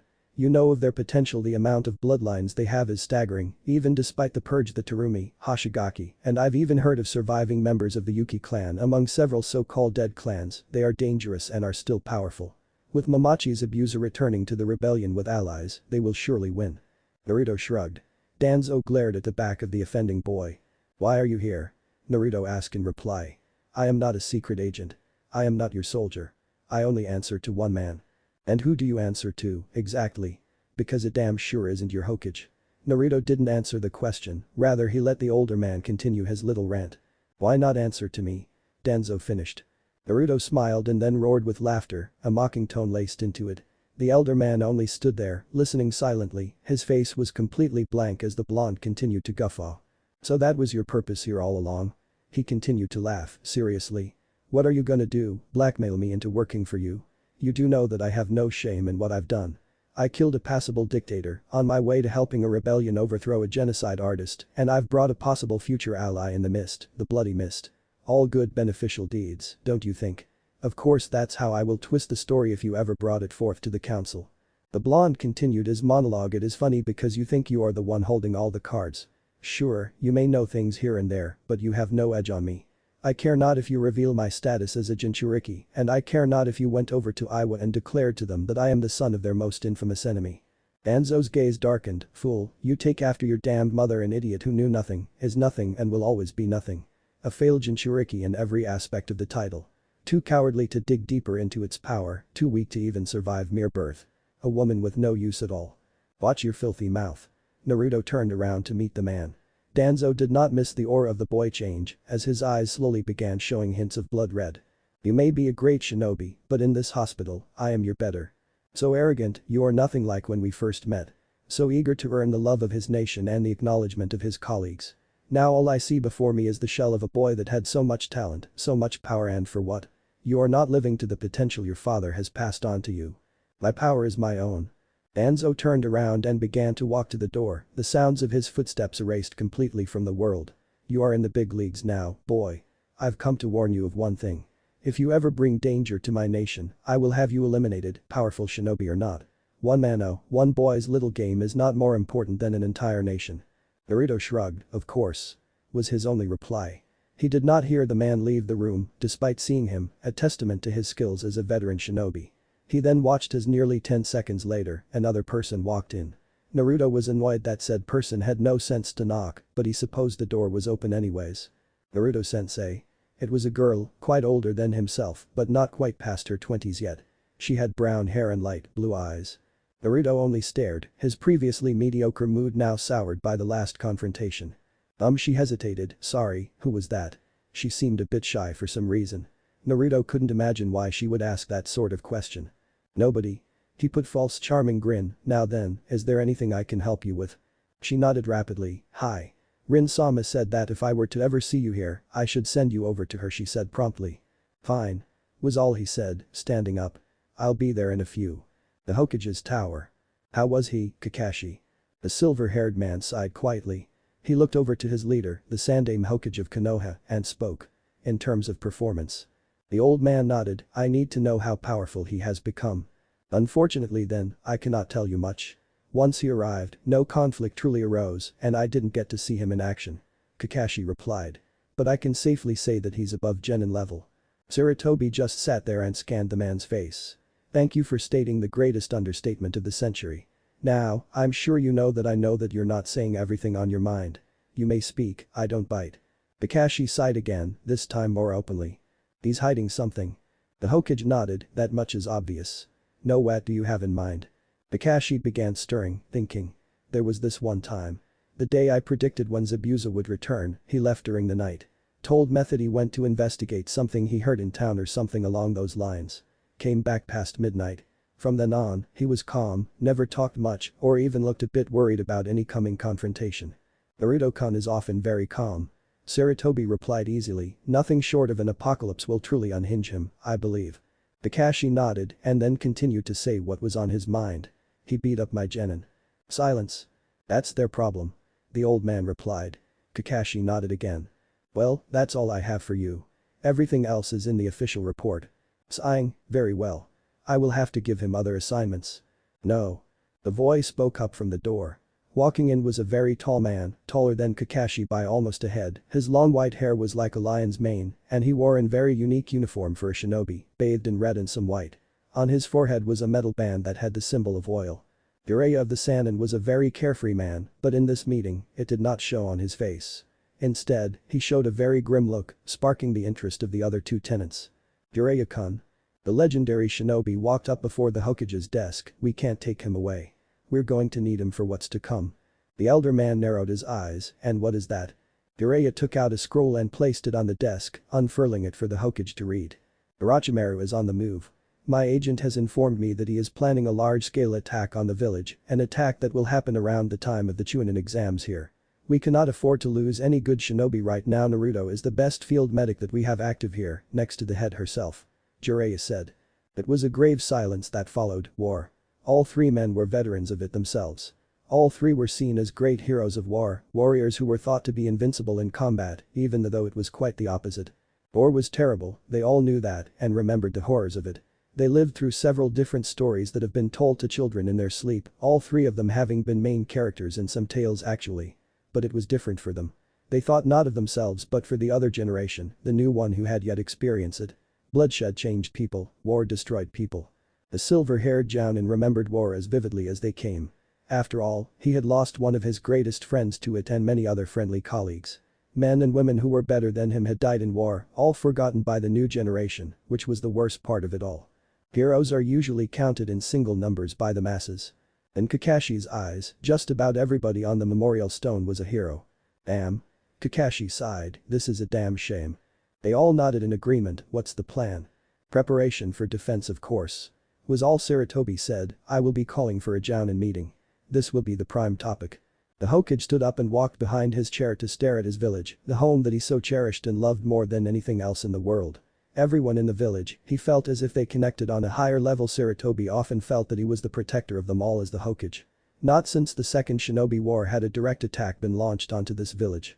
Neighboring nations often feared attacking another village's home due to the sheer disadvantage they would have in terrain. But this time was different. A trader who knew the land, a man whose power was great enough to gather his own army, a man who did not care for the well-being of his own men was now his enemy. His student, Orochimaru of the Sannin. If Orochimaru wants war, the Hokage said, he will have it. I will soon begin reassembling our village's greatest fighting force. Kakashi widened his eyes. You mean? Jiraiya sighed, it is necessary. Suna and I will be participating in the exams, aren't they? Yes. Sarutobi said, they will. Will Suna turn? I cannot be sure. They could go either way, depends on what cards we play. Kakashi then spoke up, so no rookies for the exams this year. I was gonna nominate my team this year. Actually, Jiraiya replied, I think it would be a better idea if you do nominate them. If you want to, of course. If we show them that we are confident enough to nominate even our rookies, it will plant a seed of doubt in their minds. That won't even scare Orochimaru. Kakashi said with a sigh. But hey, at least I get to see my genin in action. He was ignored. He must have another goal here, but what? Attacking the village so penniless, no fool. Either he has an incredible weapon that can assure him complete victory or he has an underlying motive. The Hokage observed. Jiraiya sighed, I'll look into it. And with that, he turned to leave the office. Kakashi, you are dismissed. The man nodded and left as well, leaving only Sarutobi to stare down at his village in solemn silence. Hospital. Naruto sat patiently in a room, a magazine in his hands as he waited for his current master to finish up with a client. It annoyed him really, the priorities of people who had the gall to this to him. At the moment, he'd been waiting for over an hour for seemingly no reason, and if there was one thing he truly hated, it was to be kept waiting. The blonde doctor was not a patient man, he never was, even as a child. He had tried to enter by force, only to be booted out by the hot-headed hospital head. It was all rather hypocritical. Uzumaki, Naruto. A woman called out, Rin-sama will be seeing you now. Naruto's left eye twitched in annoyance, do I look like a patient or something? He mentally grumbled. As he walked through the double doors, the blonde came face to face with a rather beautiful woman. She had shoulder-trimmed brown hair and bright brown eyes. The woman was sitting down, looking quite relaxed despite being surrounded by several mountains of paperwork. Like most of the doctors in the hospital, she wore a long, white overcoat above her jounin vest and on her forehead, she wore the traditional Konoha headband. Beside her desk, an average-sized looking purple dog slept peacefully. "Sensei," Naruto said, "must you treat me like some random patient? By the way, you aren't allowed to bring pets into the hospital." She looked to the animal sleep peacefully beside her leg and smiled. Cha-chan must have snuck in again. Naruto rolled his eyes at the blatant lie. Rin then smiled kindly, "And yes, otherwise, you'll just be barging into my office like you own the hospital. Can't have that attitude now, can I?" Naruto just grumbled incoherently. Rin just chuckled, "Anyways, I wanted to ask you one thing." "Yes?" "I hear you've just been on a mission with Kashi. How is he?" Naruto narrowed his eyes suspiciously. "Look, if you want to have a sexual relationship with him, leave me out of it. I don't need to hear about his sexual escapades with my boss every time we meet up every now and then." Rin looked briefly annoyed. "It's not like that, idiot." She replied, "He hasn't visited me in ages." She pouted at him. That's not my problem, hell if I know what that man does in his free time. Other than the obvious thing." They both thought, reminded of the Jounin's favorite book series. "Seriously, this is why you called me up here?" He seemed annoyed. "Go get a bird, paper and write the man a damn letter. Either way, the both of you need to get a damn room." The woman just let out an incredibly exaggerated sigh and looked at him with a hint of pity, something that annoyed him even further. "Of course. I'll take your advice into serious consideration." She replied, "Anyways, I have something for you." She picked up a scroll from the side of her desk and threw it at him. Naruto opened the scroll and read the details of the patient, his eyes widening as he hit the bottom. "What in the?" He continued reading the details as he kept unfurling the scroll. "Unbelievable," he muttered, a smile on his face and a focus unlike anything ever before. "I know. Get on it." He nodded and left curtly, without looking back even once. As Rin looked back down to her paperwork, a bird fell down beside her open window. She went to go pick up the message tied on its leg. "Down and meeting it, guess I might get to catch up with the old dog after all." Later that day. The head of the hospital walked swiftly down the hallways, her white coat bellowing in her wake as she made her way to the Jounin command room. The room was huge, fit for nearly 50 Jounin, which was the approximate amount they had on their current roster, excluding Anbu members.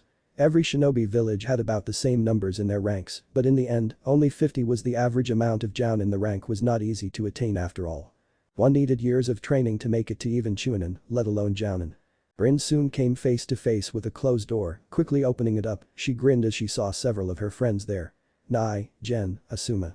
Uhi Kurenai turned and smiled, she was a rather new Jounin that Rin had met years ago in a conference of Kunoichi. "Rin. We rarely see you around nowadays. Workaholic." Genma spoke up, "The exact opposite of your teammate."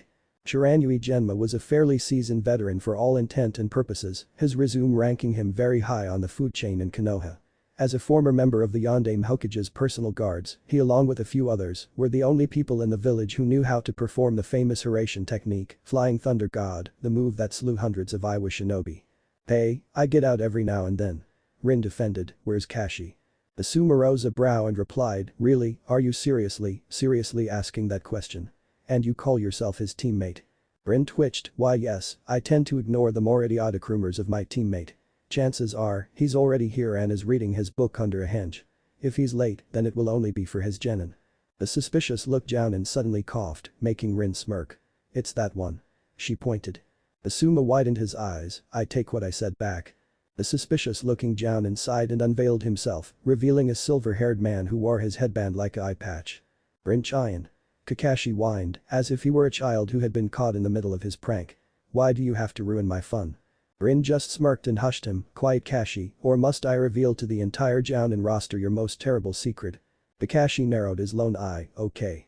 The group sweat dropped at the childish behavior being shown by the two grown shinobi. "Anyways, you haven't visited me in ages. Where have you been?" she said to him in a scolding tone. Kakashi tried to escape to his book, only for it to be taken away from him by the woman. "Sorry," he said, "my genin suck. I've been thinking of ways I could make them better, so I've been going through books to see ways I could teach them in more effective ways. If you were having trouble with taking care of a bunch of genin, then you should have come to me." Rin replied, "I've trained fine shinobi." And this was true, all of her students had all gone on to become great ninja. Her first official genin squad were now all members of the Anbu, and her latest student, well, he's Uzumaki Naruto. "You copied sensei's mo, that's why. I've been trying to be original." Rin just chuckled, coming from the copy ninja, that's a laugh. "And I do not copy sensei." I've changed things here and there. Just as they were about to continue, the door opened up, revealing the Hokage and his advisors, along with another man who many recognize as Shimura Danzo, one of the more decorated soldiers in Konoha. Turning her attention, she went on to listen to the Hokage intent on listening to what he wished to say.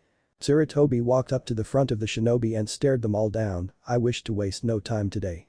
Kaharu, would you please get on with the introduction? The old woman, another member of the Council of Shinobi, nodded. Of course. I'm sure most of you think you know why you're all here. Many of the shinobi nodded, many thinking along the lines of the Chunin exams. Kakashi seemed downcast, something that worried his teammate beside him. But Chunin exams, we have another issue that comes. Homura, the Sandame's other advisor spoke, on the horizon, the traitor Orochimaru has been building an army, according to reliable sources. The caused multiple gasps, especially amongst the rookie Jounin.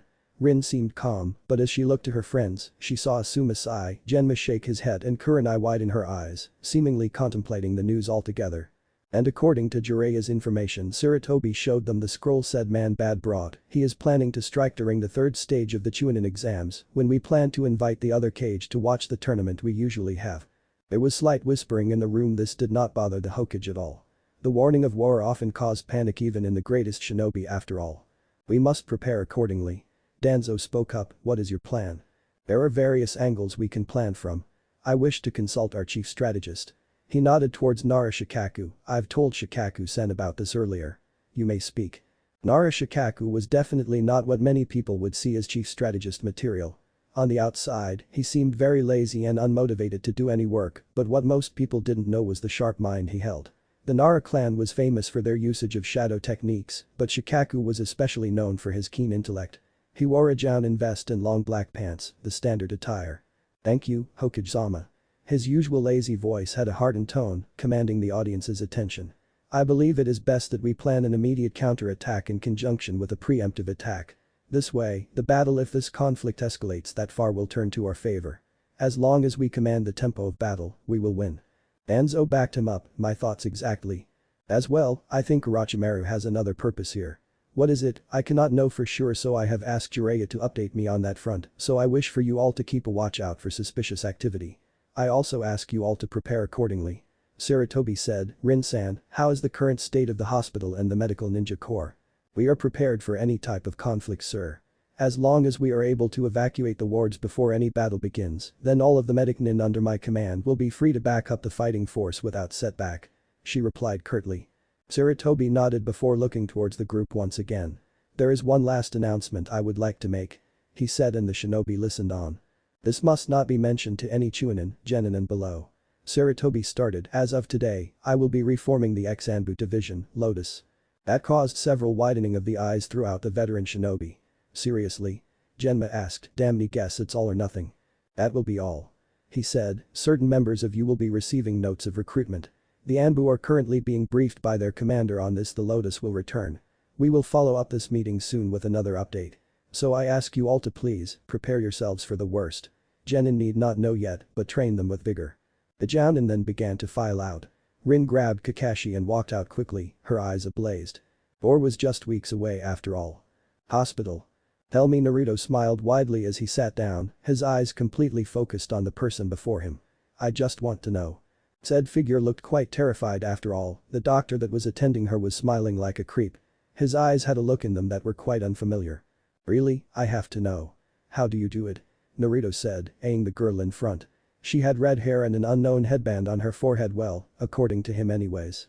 If she had stood, Naruto estimated that the girl would have been shorter than him by maybe 4 inches. Don't know. She had been found outside the village and brought here, seemingly injured. When the doctors found her, she had numerous bite marks on her left arm, something that alarmed the doctors at first when they couldn't cure it. Further testing showed that her arm was a source of a special chakra, a chakra they had never seen before. All the testing doctors knew was the effect of this chakra. As they extracted it, they had found great healing properties. Powerful healing properties. How? This ability has been lost for years. The last known to have this sort of talent were the Uzumaki of Yuzushi Agakure. And they're all pretty much dead. Naruto said. What is your name? The red-headed girl looked at him, Karen, I think. And where are you from? Naruto prodded, I need a history. If you want me to heal these marks, I will need it. She didn't answer for a while, but finally sighed, I don't know. Naruto just stared. And then he smiled, a weird glint in his eyes now. Whether it was passion or insanity, the girl could not identify it. This is interesting. And 9 rookies. Rin sighed as she took another sip of her favorite after-work drink, a nice swig of warm sake. At the moment, she sat at a rather tame shinobi exclusive bar, the barkeeper being an ex-shinobi himself who retired after the Second Shinobi War. She was grateful for being able to retreat here after a long, tiring day at work, and sometimes, the barkeeper would listen to her day's troubles. That was not necessary today however, now that she was able to be with her few friends. Kakashi sat next to her right, also taking drinks every now and then and for once, not bringing out his book to annoy people with. Kurenai and Asuma sat side by side, something that amused Rin to no end. The two were quite an intimate pair, and that was a fairly interesting. She always enjoyed watching her friends banter with one another, it was cute in her opinion. The veteran medic had a funny feeling that their relationship would escalate soon, but not too early though. She couldn't wait until she was able to officially tease them about being too intimate. Genma, another one of her friends who sat at their little table, spoke up. Word on the street is, the rookies are pretty good this year. He said, any of you putting them into the exams? Kurenai, Asuma and Kakashi shared a brief look, possibly. The upcoming thing Asuma said vaguely, not wanting to risk a Chunin or Genin overhearing, has me worried. I don't know if I should, they might be caught off guard. I was going to though. Yurei-sama told me that perhaps, it was a better idea if we did elect them in. Of course, he said to only do so if we believed that they were ready. I'm sending in my squad. They'll have trouble, but overall, they should pass the test. Kurenai cringed, I'm not so sure about my kids.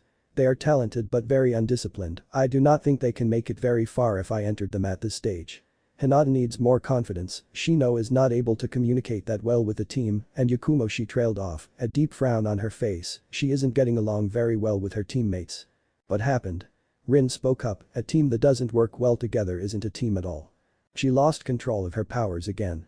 The red-eyed woman said, Yakumo has Yunjutsu powers unlike anything I've ever seen before. The ability to make some of her illusions into a reality is something we all want, but it's a power that is far from her current control. When she tried to cast a regular Jinjutsu, making Shino think he was on fire but then her powers took over, it did not end well for either of them. They all nodded, so the Aburum got burned to a crisp then. Genma said, must have been a sad day for his mental status. He was stuck in the hospital for a week with terrible burn injuries, so he thinks. His entire colony of bugs were eliminated in a flash according to the Jinjutsu's power. The woman confirmed, bad day. The power like that is hard to control and is fairly hard to counter. Kakashi said, self-control is a difficult practice when you have an evil entity in your body. From official records, the Ido of the Kurama clan is said to be a very manipulative monster. Ido? Genma asked, I've heard about it and how it's involved with the Kurama clan. Not sure what it is though. Basically an evil, uncontrollable part of her mind only once in a generation, will any Kurama ever see the evil of it though? Everyone has one. Yakumo's is just more sentient and demonic, we had to get Yurei-sama to seal the damn thing to get it under control, so she could even live. Rin then smiled, catching Kurenai off guard. I can ask Naruto to help train her if you want.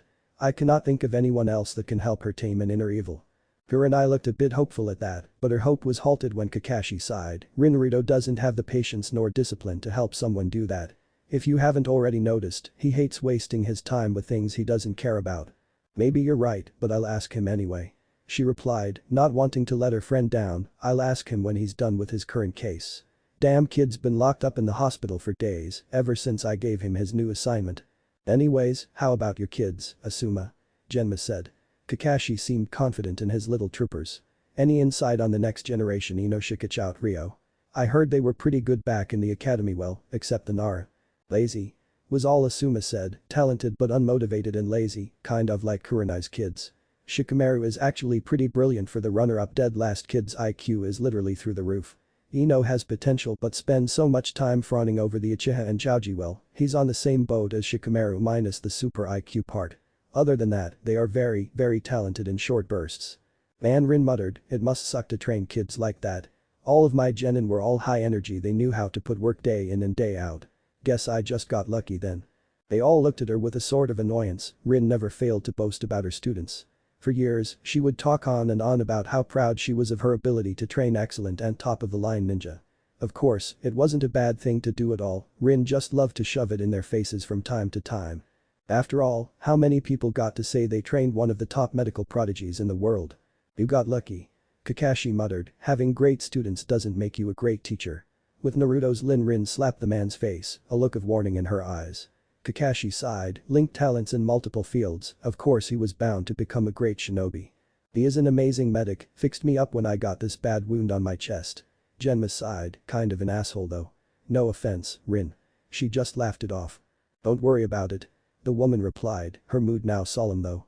He's just had a hard time these past few years. Kid used to be so happy and carefree, but ever since that incident with his team, he's been down. We all go through it, but a kid with his kind of passion and commitment, he takes it harder than anyone else. Not to mention the stress of being a medic nin. He used to work a lot more than he does now, though that's probably why he transferred to the diagnostics division. Good pay, low work and a lot of time to do nothing. Where was he before? Kurenai asked. Rin took another sip of sake before speaking. He was the ace of the medic nin combat division, the top guy, and if he were older with more experience, Kid would have been the head of the branch. But you know, not many people would have wanted to take orders from an 11-year-old. They were all a bit surprised by the admission. Naruto was a great medic nin. He had a silver tongue, always able to manipulate patients and enemies into telling him what you needed to know, not to mention, he always had phenomenal combat abilities. Ever fought him up close? I suggest you don't unless you're a taijutsu specialist. Why?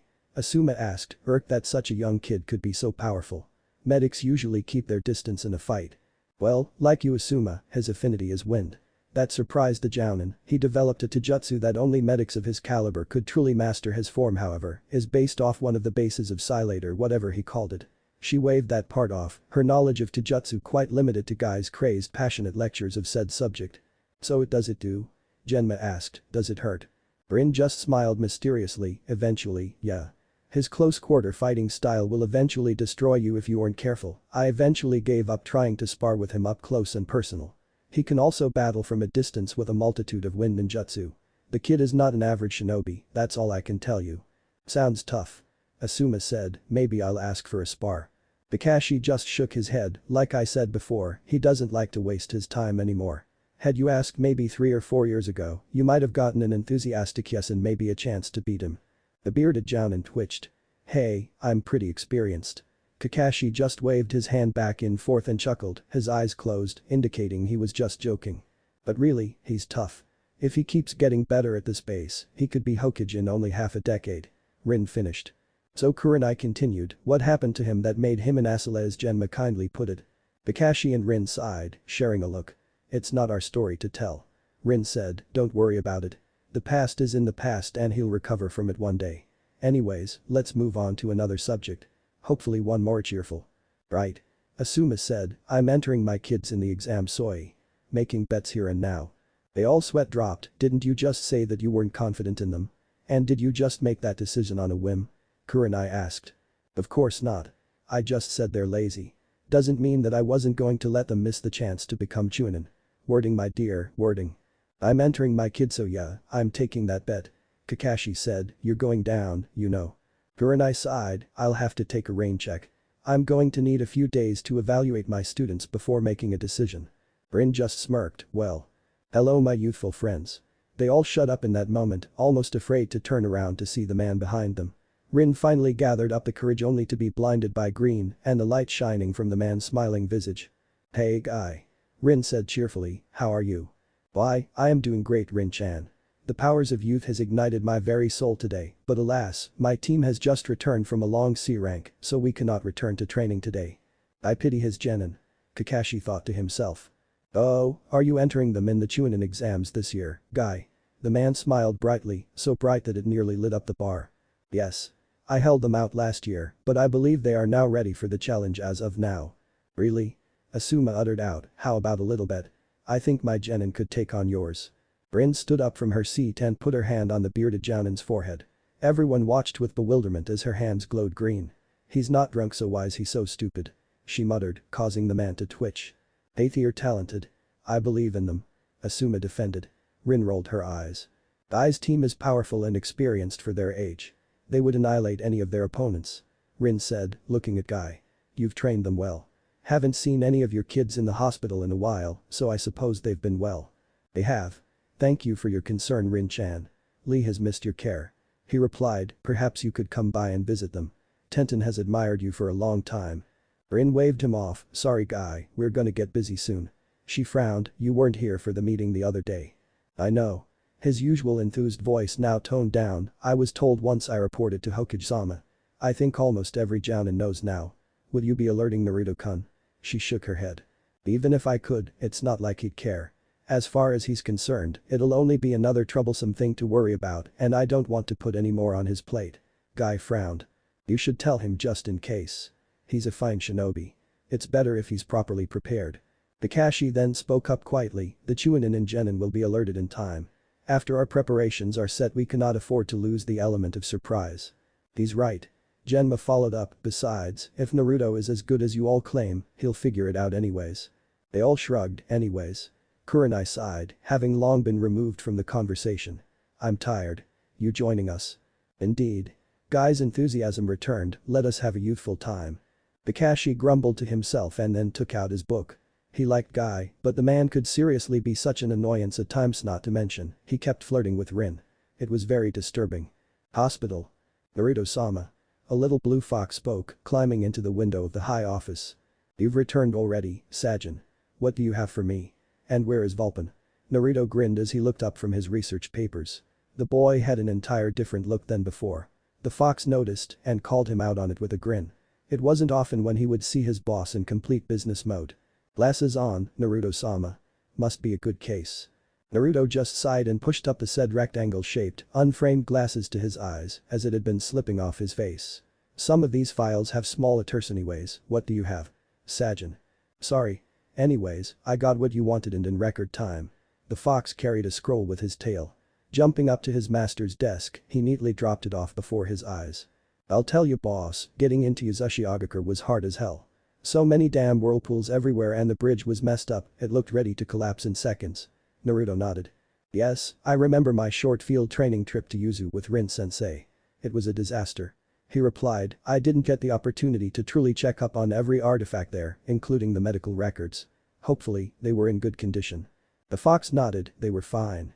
It was hard to find the right files, but I eventually got it from some really hidden tiles at the hospital.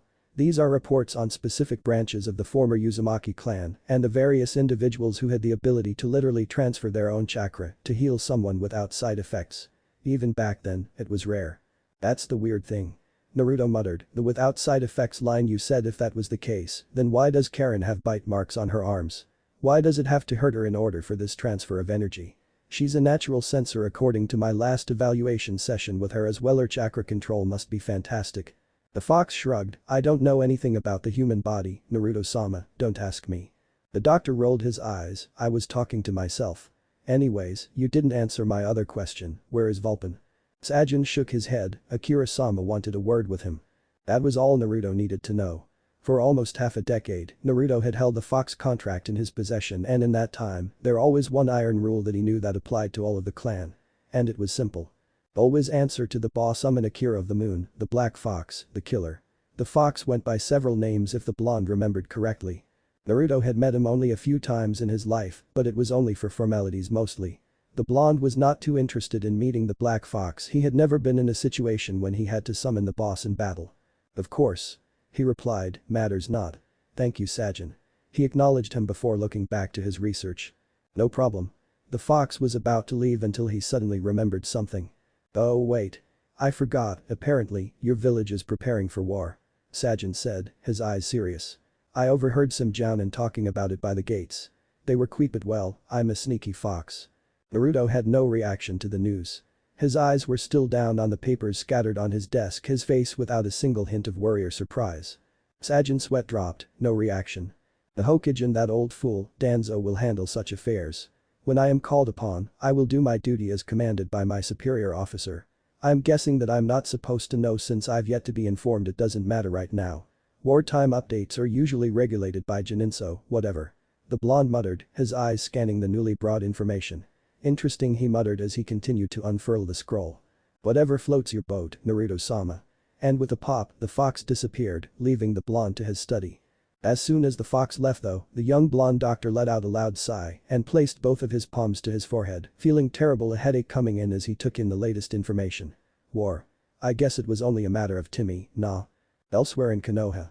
Uchiha Sasuke, Haruno Sakura and Inyazuka Kiba were currently waiting for their ever-late sensei, annoyed by their teacher's tardiness issues.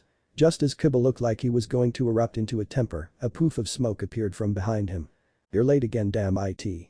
Kiba and Sakura yelled, "What do you have to say for yourself?" "Here," was all he said, gently placing 3 pieces of paper into their hands. Sasuke quirked a brow as he read the title of the paper. "Junin entrance exam?" he uttered, "Nice. Awesome." Kiba exclaimed along with Sakura, their former sour mood completely erased. "You guys are good enough to get in and I think you have a decent chance if you stuck together like I taught you." They all nodded, "Good luck and be careful, all of you. Take the next few days to train. The exams will begin soon. I have things to attend to for the next few days, so if you need a trainer, stop by the academy for tips. Never forget, the teachers there will always help." Kurenai watched as her genin trained with a watchful eye. She was careful to examine every bit of their talents carefully. She didn't have to enter them into the exams, but she had a gut feeling, a weird feeling inside of her told her abandon those doubtful thoughts of failure. The Kunoichi was usually a more level-headed woman, often going by the book when it came to running a team and being in one. But as she watched her genin, she felt that there was something special about them. They had an air about them that spoke clutch, and it was this gut feeling that kept telling her to enter them into the exams, that entering them will do her team good despite the higher risks. She was torn with a decision. Throughout her entire career, she had taught herself to not do things on an impulse, to not run off into a situation recklessly, and look at her now, she was one of the youngest jounin in the village and a master at her craft. But when she looked at her friend, Rin, she thought otherwise. She went through her life with a different type of air of confidence, one of risks and gambles. She often challenged authority in order to better her village from the inside. She did not go by the book 100% of the time and often took risks in order to gain status. Kurenai admired the woman above all others, even Tsunade of the Sannin. And it was in that moment of revelation did she make her decision, no doubt in her mind, she would always remember the feelings she had today for years to come. The scare of the gamble she was about to take, it was a bittersweet feeling. "Team," she commanded, up front. The 3 lined up before her orderly. She eyed the first one, Aburam Shino. He was fairly tall for his age, standing at 5 foot clean. The boy wore a huge collared coat that covered his face in shades like the typical Aburam. Next to him was a girl who was shorter, standing at 4 foot 5, she wore a light red shirt with a protective chain built in and black pants. Kurama Yakumo had long brown hair and light brown hair. Like the Aburam, her face was completely apathetic and clean of emotion. Kurenai mentally sighed, the girl had come a long way from when they first met. All those years ago, when Yakumo was still a young child and her parents had been killed, she had a weak body and nearly fell to a terrible depression. Kurenai nearly accepted to train her as a child, had it not been cancelled at the last moment by the Hokage. That was the last time Kurenai had seen her until the academy. The jounin didn't know what happened to her from then, but when she was old enough to enter the academy, the girl seemed much better in terms of physique and overall health. She was now confident and determined despite being fairly antisocial, the girl did not have many friends. Kurenai had yet to ask her of what happened, but figured she could wait until later when their relationship improved. Hyuga Hinata stood at 4 foot 4 inches, barely under the brunette beside her. She wore a modest sweater and black pants. Unlike many of her clan, she was rather shy and hesitant to show her immense talent. Kurenai knew she had talent, it would be foolish for anyone to miss it. The jounin didn't know why she was so shy, but was determined to help her with that issue. "I have an announcement to make. I will be entering you for the Chunin exams." The reactions did not vary much. Yakumo and Shino barely made a sound whilst Hinata widened her eyes, fear glinting in them. "Now, I have a strict training program that will prepare you for this. I expect nothing less than your absolute best." "Hi." Sarutobi Asuma looked at the 3 genin before him and sighed, "What did I drink last night?" He kept thinking to himself as he watched Ino launch into a one-sided shouting match at her lazy teammates. "Guys. Come on, we have to get this done. I don't want to lose to Forehead." She yelled out, only eliciting a troublesome from Shikamaru and a nod from Chouji. Nara Shikamaru had his hair tied in a sort of ponytail, shaped like an odd pineapple if Asuma was honest enough. He wore black pants and a simple zip-up coat over a chain shirt. Sometimes, Asuma could not believe the kid had actually passed the academy with his extreme lack of motivation. Akimichi Chouji was like him but more responsive to direct orders. He wore a scarf and the standard shinobi clothing on his face were marks that most of his clan had. A war paint-like look was what they called it, suiting for frontline fighters like them, Asuma supposed. Yamanaka Ino was a young blonde girl who wore a purple top and bandages around her stomach to guard her stomach and skin from damage, was the only guess Asuma could make out for their purposes. "Genin." He spoke aloud, "Come here. I'm really doing this. This is really dangerous but I keep thinking, they can do this. They are good, maybe if I put them in a serious situation, they'll flip the switch like I see them do so often on tough C-rank missions. He hope so. I'm putting you guys in the upcoming Chunin exams. Shikamaru sighed loudly, troublesome. Ino did not even bother to scold him, we've only been genin for what, 6 months? Why, Asuma-sensei. Not that I'm ungrateful of course. Taoji just kept munching on chips. Asuma replied, I believe you guys can do this. Besides, your classmates will be in as well. Checkmate. Asuma thought smugly, and with the face Shikamaru had just made, he agreed. Ino had began ranting on about not falling behind her rivals and colleagues. It made Asuma wonder, how could such a competitive girl be so motivated? Maybe he really was a bad teacher, perhaps he'd ask his father advice later. It was essential. Hospital next day. Naruto walked down the hallways with a small smirk on his face whilst carrying several pieces of papers in a manila-looking folder. He had a sort of spring in his step as he found his way walking towards the room of his newest patient. At first, he found her quite an odd girl who had seemingly lost her memories, something that was not too uncommon unfortunately.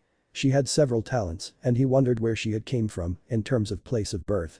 It took the doctor a day or so, but his research had come through. So the Uzumaki are alive. There is one under my care. He had an excited feeling about the coming days, despite the bad news he had received earlier. He should have known that the girl was in Uzumaki, after all, they were famous for their red hair. But the blonde wanted to be completely sure and research other factors that contributed to her arm. Why only her arms though? According to these files, she should have the ability to channel and transfer purified chakra. Does she lack the knowledge to do so? There have been a few reports stating that having intimate contact, like biting, would extract the chakra as well, but it is so uncommon, not to mention those wounds should be able to heal regularly. Why not her? He had come up with a hypothesis and was now walking to her room to test it out. Finally arriving, he opened the doors and was shocked to see that she was not alone. Who the hell are you? Naruto said clearly, back straight as he looked up to the other person. The person was a teen boy who didn't look too much older than him to be honest. He had silver hair, wore round glasses and the standard trainee medic gear. Naruto sneered, Genin. Out. My patient must be attended to. Naruto-senpai. He said, my apologies. I merely wish to examine the patient. By the way, my name is. I don't give a damn what your name is. Out. I especially asked for this case. He lied smoothly, and also, I am your superior in this hospital. Only nurses that I have cleared can check up on her, is that understood? Oh of course sir. The glasses-wearing guy nodded shakily sorry sir. Naruto only glared and waited for him to leave the room. As he did so, Naruto sighed in annoyance and looked back to the girl. The blonde took one look at her and mentally frowned, she seems different. What has changed since yesterday? Did he do anything to you? He asked curtly, receiving only a shake of the head from the red-headed girl. Naruto was now wary, she didn't verbally express that denial. She was rather talkative the other day. Naruto then began to the standard diagnostic techniques on her, scanning her body with the green hand of his medical technique. She hasn't changed physically so what's the sense of danger I keep feeling? The blonde didn't know how to think so he pulled up a chair and began his routine. I have been doing various research on your special ability. Tell me, you really have no idea of the family or clan you came from? No sir. She felt uncomfortable saying that to a 14, almost 15-year-old doctor. It was an odd sight, but everyone around here seemed to take it in stride. My earliest memories were of being raised in a village known as Kusagakure, the hidden grass village. I am a shinobi of there and got lost when my team was ambushed by a bunch of missing ninja. I had to flee. She said in a rehearsed tone and the blonde caught it immediately. I don't know how I ended up here. She had no idea what happened to her the other day cold she have regained her memories. Sounded like a half-lie, half-truth wording to me Naruto thought calmly, I can hear her heart beating quickly, like she wants to get away with something. Perhaps I should bring Ibiki in Hiranoi cannot be too sure, I need to know what's wrong with her abilities. This is too interesting and it could help my personal research. Sir, can I go? Naruto was dumbfounded by the question. What? What do you mean? I'm feeling better now and I can move properly. There is no need for me to be here. She said timidly. Naruto narrowed his eyes, anger making its way in. You are injured, I cannot allow a patient of mine to leave in your condition. Give me a few days and I can figure this all out. But it's not your decision. I'm fine. Really. Naruto looked like he wanted to explode with anger, scaring his patient with a glint in his eyes. I won't let you leave. He said in a deathly calm voice, you are not healed. Like I said. I'm fine. I can walk, run. Quite. I know you're here for the Chunin exams so I might as well heal your injuries. Will your teammates be coming soon? He asked, if so, I'll have someone send a missive to your village, confirming your safety. She nodded but hesitantly. I guess. Naruto then smiled. Excellent. Now then, let's get some work done. The blonde was not aware of the presence outside his door however. The boy with round glasses from before stood silently and listened in with his enhanced genetically improved hearing. His control was good enough to hide it from the young talented blonde doctor inside the room. So that is the medical prodigy, Uzumaki Naruto. The teenage-looking medic thought, a smirk suddenly coming to his face. Orochimaru-sama will be very interested in this one. And with that, he walked away with no one the wiser. Yakushi Kabuto did not make a single sound as he went to go meet up with his leader in secret. The first strike. Do you understand your mission? Failure will not be acceptable. A man shrouded in darkness spoke calmly, his back turned from another figure who was kneeling in complete submission. He was sitting, his chair turned away to face the window, and was seemingly gazing upon the night. There were no stars in the night, only complete darkness, and it saddened him his view was not pleasant. The kneeling figure responded curtly, "Hi. Konoha, flashback. Time. 0200. The lone boy watched a red-colored light on the wall of the emergency room in solemn silence, his eyes filled with anxiety and anticipation among other things that he felt in his body. He did not like the feeling of being forced to sit outside, useless and powerless to help them on the inside. For the past several hours, there were many things going through his mind, many scenarios he had replayed over and over again, until his head started to burst in frustration. "Are you alright?" A voice spoke up next to him. The boy cursed mentally, he couldn't believe he had allowed someone to sneak up on him, while lost in the fury of his thoughts. "That was a dumb question, I'm sorry. What do you want, Kakashi?" The boy's voice was broken, he could barely look up to the silver-haired man beside him. "Don't you have missing ninja to hunt down or something? Maybe even a mission to go help a rebellion overthrow a dictator? Or hell, don't you Anbu operatives participate in the honorable job of protecting our Hokage? Why are you here? Hardly as important as coming here to check up on you." The tall Jounin was then silent for a moment after the opening comment, as if contemplating what he was going to say after that. "It's difficult, I understand." The blonde did not answer, his gaze was still piercing the door to surgery. "Naruto." Kakashi spoke, his voice laced with sadness and grief for his friend and in a way, his little brother. The boy had been the son of his sensei after all, the two had been close throughout his entire life. Ever since Naruto could walk and talk, Kakashi was always there as a brother and a friend, always supporting him. Kakashi could see the grief in his eyes and his heart. "It's alright." He tried to reassure him. "Alright." Naruto responded quietly, but the Jounin could hear the pain it held, the grief he was currently suppressing. "Standing outside powerless to help, that may be alright with you, but it's definitely not alright with me." Flashback end. Hospital, 2200. There was a modest knock on the door. Naruto opened a single eye and realized he had been asleep for the first time today since yesterday, something he'd been doing often for multiple reasons. Sighing, he looked up to the clock in his office to check the time of day. It was already evening, the sun had long fallen, and the night had risen along with the village lights. "Who is it?" he said tiredly. "Read the sign on the door, I don't take appointments after 9. Go away." "Well, since you don't have any appointments right now," a female voice said with an amused tone, causing the resident blonde to sigh and roll his eyes. The door opened and he was once again face to face with his master and friend, Rin. "Rin-sensei. Don't you usually go home at this time of day?" Naruto asked calmly. "It's unusual that you are up at this time." Rin observed her student openly. The boy looked tired beyond reason, his white coat off and on the side of his desk and Chunin vest undone, he also seemed to be sweating fairly bad. "How funny coming from you, Mr. I work from 9 to 5. She replied cheekily, "Warm in here?"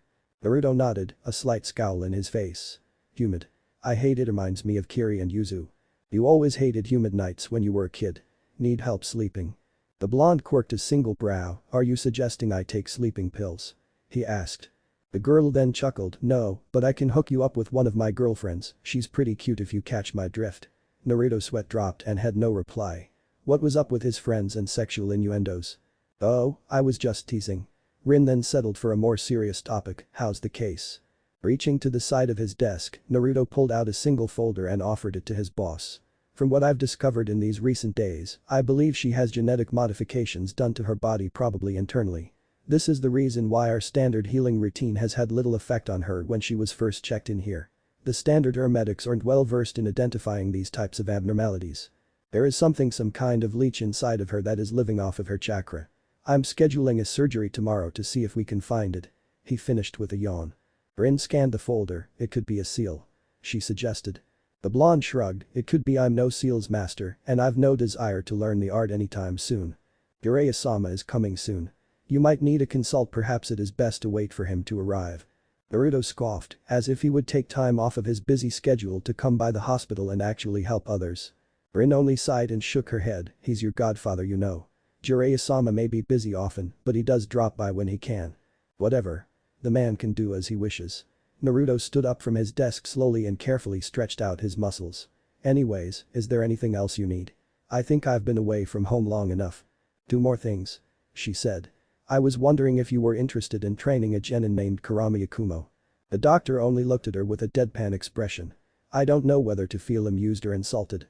Amused that you would even bother me with this and insulted that you wouldn't already know the answer to the question. It's like you don't know me at all. He explained with a slight scowl, I guess I can settle for both. I don't ask much of you Naruto. Rin replied, but please, think on it. Kurenai, who is her sensei at the moment, doesn't know how to deal with her. Are you aware of the Kurama clan's curse? The blonde nodded, yes. Once in every generation, a child with terrible power will be born, and with it comes an entity of evil. Some bullshit along those lines, right? Now that I think about it, I do have some advice. She perked up at that. Tell her sensei to grow a brain. The best way to defeat an enemy is to confront it. She gave him an exasperated look, the Ido is a very dangerous demon Naruto. She cannot just confront it like any regular enemy. It may overtake her and do who knows what to her psyche, the risks are just too much. No risk, no reward. Naruto chuckled, one does not simply dodge their inner beasts. Rin only shook her head. Just think about it. Anyways, I have to get going now.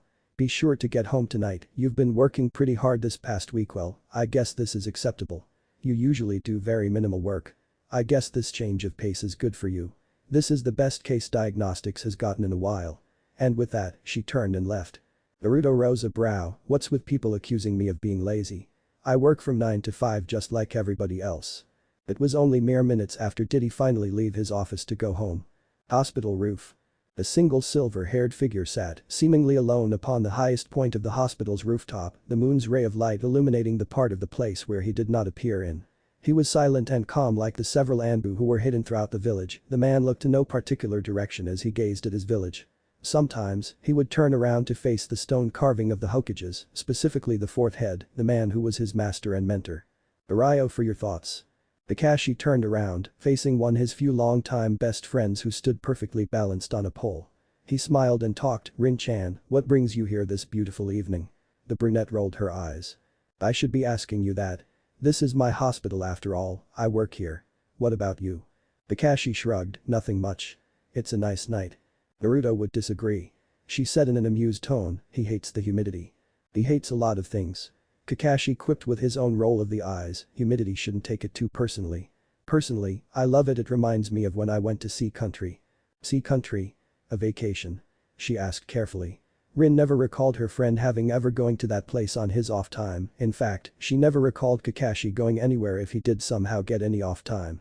Being a shinobi was a difficult occupation after all, they worked long and sometimes, even random hours, depending on the missions they accepted. No, it was a classified S-rank assassination mission. But still, I like the weather. Right? She deadpanned. Of course. But times. So, how are the preparations going? Hokage-sama has been asking for daily updates of anything suspicious and well, most bad things happen at night anyways. I'm having the majority of the staff secretly prepare tunnels leading to the Safizan, so when the battle comes, they can be evacuated almost immediately. She replied, it's gonna be a tough battle. Never thought I'd live to see the day this village is directly attacked by another nation. Me neither. Kakashi said, it's unfortunate, but life just sucks I guess. She mentally agreed and sighed. For several moments from then, they just stayed in companionable silence and stared off into the village, taking in its whole with their single gaze. It was not an uncomfortable silence, the feeling of nostalgia fitting more than any other if Kakashi had thought about it. Just like old times, huh? The 3 of us just standing around and doing nothing. Rin said with a sad smile. Kakashi just chuckled, ye-witting for the 4th member. His voice had a leak-up unveiled grief. She turned around slightly to gaze upon the stone face of her late master and friend, I never liked the way they carved his face. He looks too serious. Minato-sensei was always more laid back and gentle. They made him look like a sort of intimidating figure on this wall. That's kind of the point you know. To the foreign nations, sensei was revered as one of the greatest shinobi to ever grace the land. In Iowa, they called him a demon. Kakashi replied. Truth, he may have called him that over there, but here, he was just a man, a leader, a hero, a teacher, a husband and a father. She trailed off with a sigh, a good man. That's the world we live in. unlucky and cruel. Kakashi replied bitterly, if I had it my way, this eye he touched the headband that covered his famous Sharingan, would be where it belonged. Rin just looked at him with a saddened visage. Ka. Seemingly out of the nowhere, an explosion rocked the side of the village. The reaction was massive, a terrible tremor could be felt all the way from their location. Widening their eyes, the two shinobi immediately leapt off the high roof and landed smoothly on another building. They then began roof hopping towards the explosion. What the was that? Rin exclaimed loudly, are they attacking already?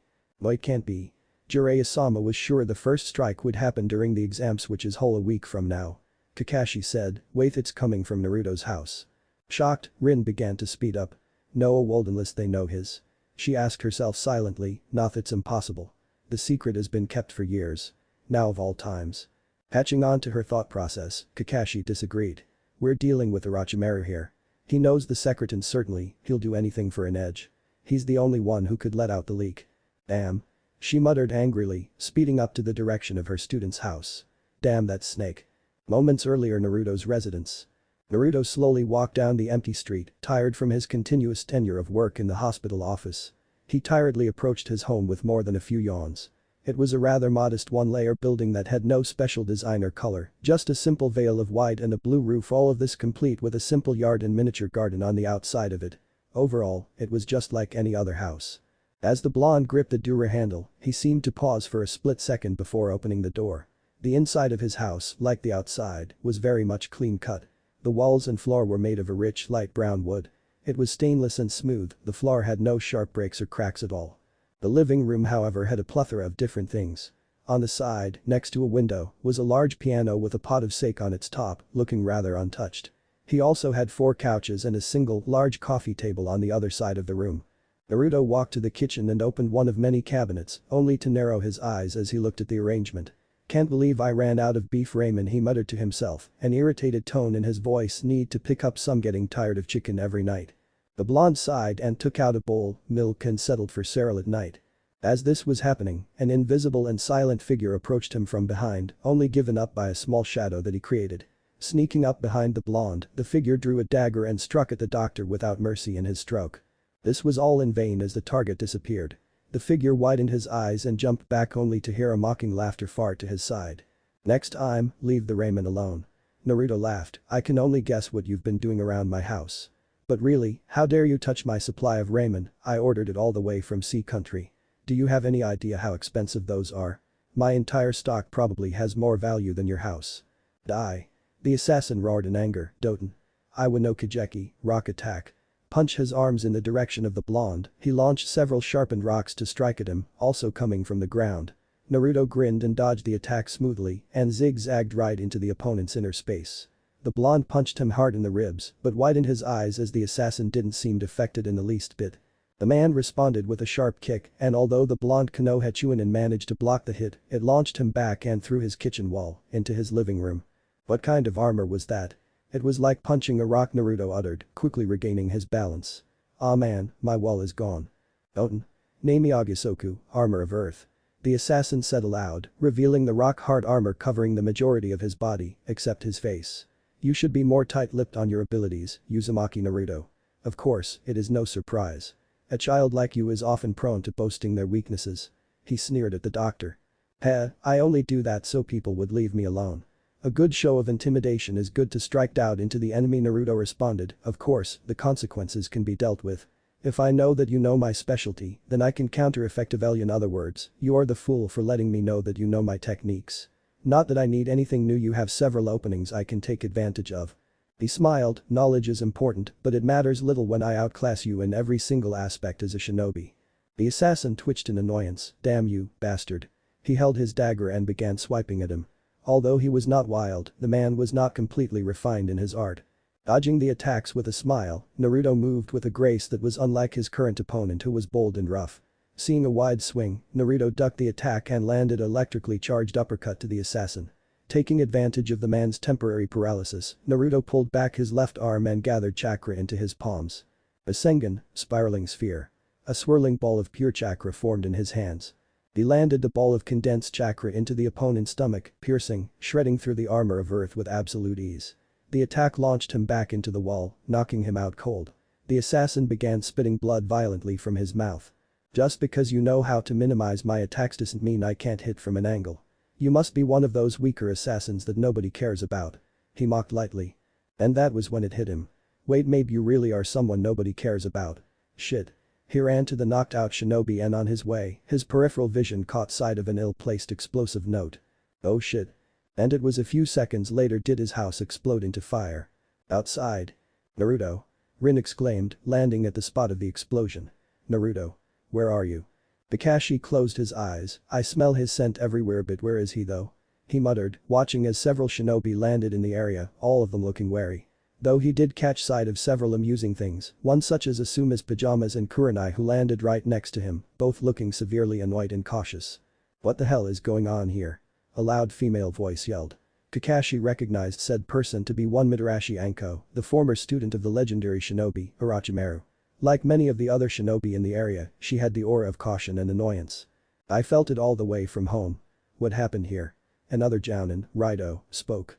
He wore shades at night for some odd reason and a simple shirt and pants. Isn't this Naruto's place? Wonder if he's alright, Genma spoke up. Where's the enemy? Echuinen exclaimed, who's attacking? Rin, ignoring all of the newcomers, rushed right into the house and began moving the damage around. The amount of dust was large and it was truly hard to see into the building. Where are you? She muttered, I know you're not dead.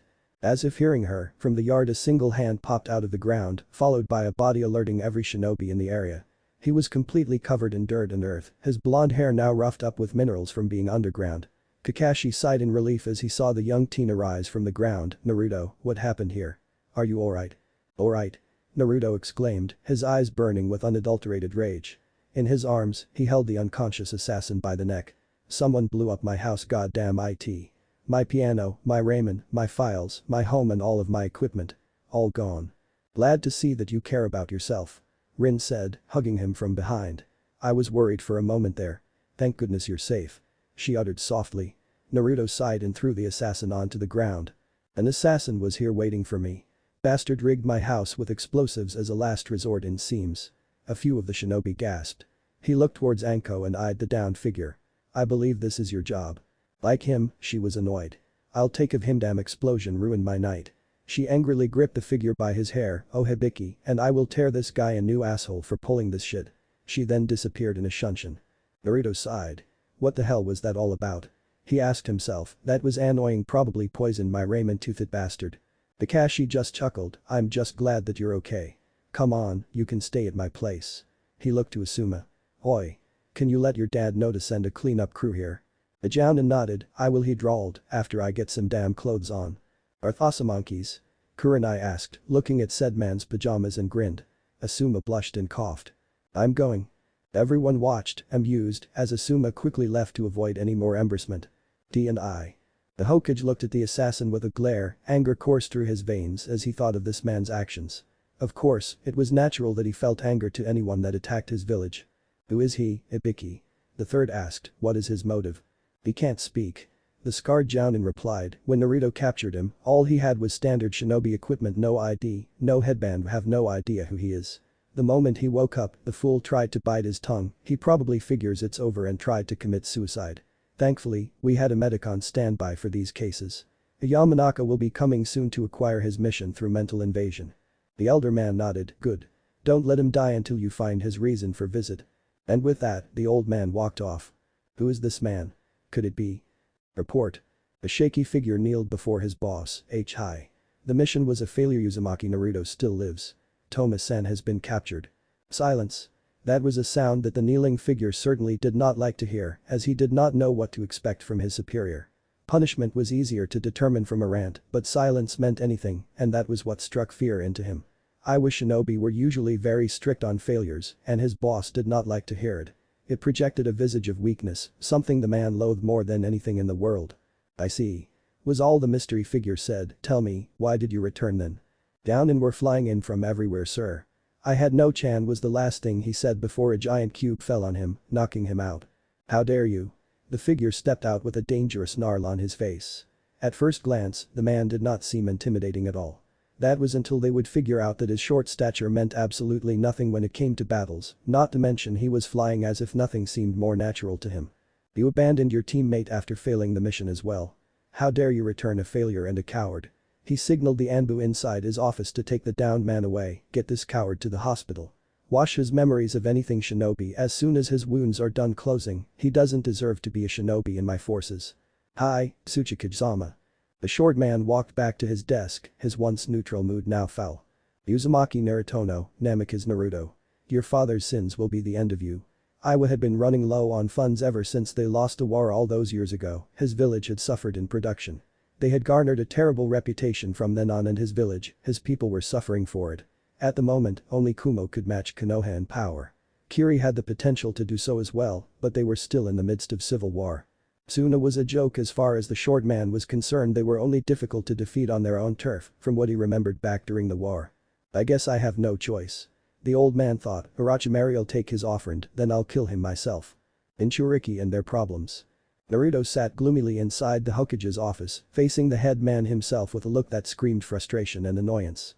The old man couldn't exactly blame him for his mood, after all, he had been on the wrong side of an assassination for the first time in his memory, something that no sane person would particularly enjoy.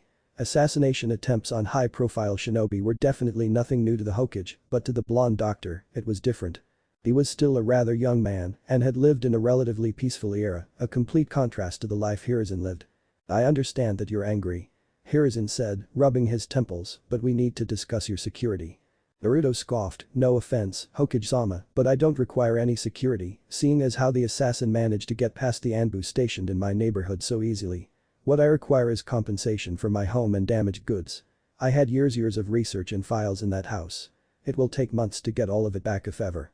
I see, was the old man's reply, unfortunately, that will have to wait a bit, the village budget is still under review and it will take some time to calculate how much we can send to you. Damn. Naruto muttered, I lost all of my stuff. Oh me poor piano. I'm really sorry Naruto-kun. But on the bright side, you're still rich. He deadpanned. Naruto shrugged, now seriously, we need to talk about your security. It seems someone is after you. The blonde just waved it off, probably some asshole who wanted my bounty, no big deal. Naruto-kun, you don't have a bounty. Those are only for missing ninja who betrayed their villages. If you're talking about the underworld bounty, I assure you don't have much. Hiruzen replied with a sweat drop. What? He narrowed his eyes, I remember some guy saying he was going to take my head back to Kumo or something. The Hokage sighed and began rubbing his temples again, I'm pretty sure they wanted to take your head back to Kumo so they could study your brain to see how it functions or something like that. Said person who said that he would take your head to Kumo is probably ignorant to the fact that the third Raikage is dead and the fourth is not the same power-hungry individual. With you being a known prodigy, they probably also think you had an advanced mind. Also, you're in Uzumaki. Kumo has always been known to be interested in that clan for some reason. The Uzumaki were said to be descendants of the Sage of Six Paths. Naruto did not respond for a whole second. Damn. The Hokage rolled his eyes, getting back on topic again. He glared at the blonde who grinned sheepishly, we don't think that it was a random mercenary that attacked you. Did you crack the guy? Naruto asked, I sure hope you sixed Ibiki on his sorry ass. Bastard's gonna pay for blowing up my house. Unfortunately, the Yamanaka clan has found nothing conclusive. His mind was seal-rigged. The blonde facepalmed when he heard that. When a mind was seal-rigged, that meant his assassin was given a sink-or-swim assignment. If the shinobi were to be captured, then he would die or live life a vegetable due to the technique. Entering a rigged mind was a difficult task, if not straight up impossible. One mistake could cause the mind to completely melt and destroy any information in the shinobi's head. It was not a pleasant sight. I see. Sothan, what's on your mind? It must be serious if you had to get an entire platoon of Anbu to surround the place. Seriously, why doesn't he apply for Jounin already? The skill is certainly there, the Hokage mentally accessed. The boy had more skill in his pinky than most shinobi did in their entire bodies, it was a terrifying thing to watch him do nothing with his potential sometimes. Indeed. I believe that you have been targeted by one of the 5 major villages, Iwagakure. Ridiculous. Naruto replied, seemingly shocked, I've done nothing to Iwa. They have no reason to go after. He trailed off as his eyes caught a certain light. Following his brief moment of distraction, he came to face with the portrait of his father, even smiling, the fourth Hokage seemed radiate an image of intimidation. Naruto didn't know if it was because he knew of the history behind the man's legendary butchering of Iwa or if his father really was just that awesome. I see. Naruto said, scratching his chin. How many people could have told them? Orochimaru knew for sure and could have let out the leak. Was the reply, but let's face it, you look just like him. The third Hokage said, eyeing the portrait momentarily. They will not stop until you are dead. They will take your head and put it on a Pichetto display in their village. The blonde nodded, I understand, but I still don't need security. I can take of myself just fine, thank you. Naruto-kun, I can spare an entire platoon of Anbu just for your protection detail. Don't be so foolish in this decision, please. The old man insisted, one of the 5 great villages is after your head, just you. They were then silent for several moments. The Hokage's face was grim and desperate, the blonde's was calm and calculative. His cold eyes seemed to be searching for an answer, a way to calm his surrogate grandfather of sorts. Sighing, Naruto began soothing his head with his fingers like he had a sudden ache. As he spoke, if you insist on a security detail, then I want an entire platoon at the hospital from the time I work to the time I leave. They are not to interrupt me when I work.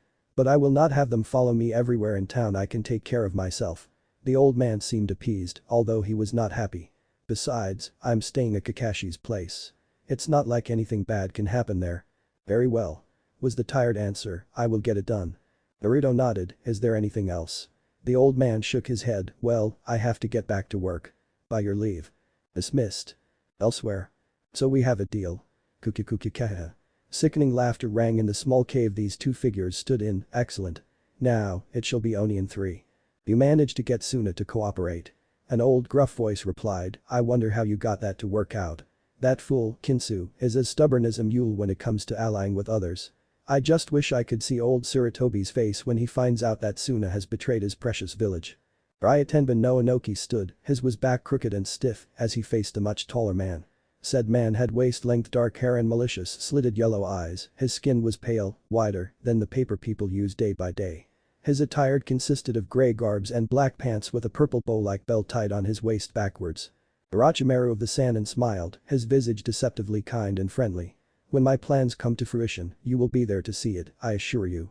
I look forward to seeing what you have in mind. I'm also impressed that you managed to gather your own army so quickly. It's been what, almost 12 years since your defection from Konoha. How did you gain power so quickly? Inoki asked, of course, the more important question is, do you have quality shinobi under your command? I'd be rather annoyed if you gathered an army full of chumps. Fukuki, don't worry about my shinobi, Inoki, I have assembled a fine army.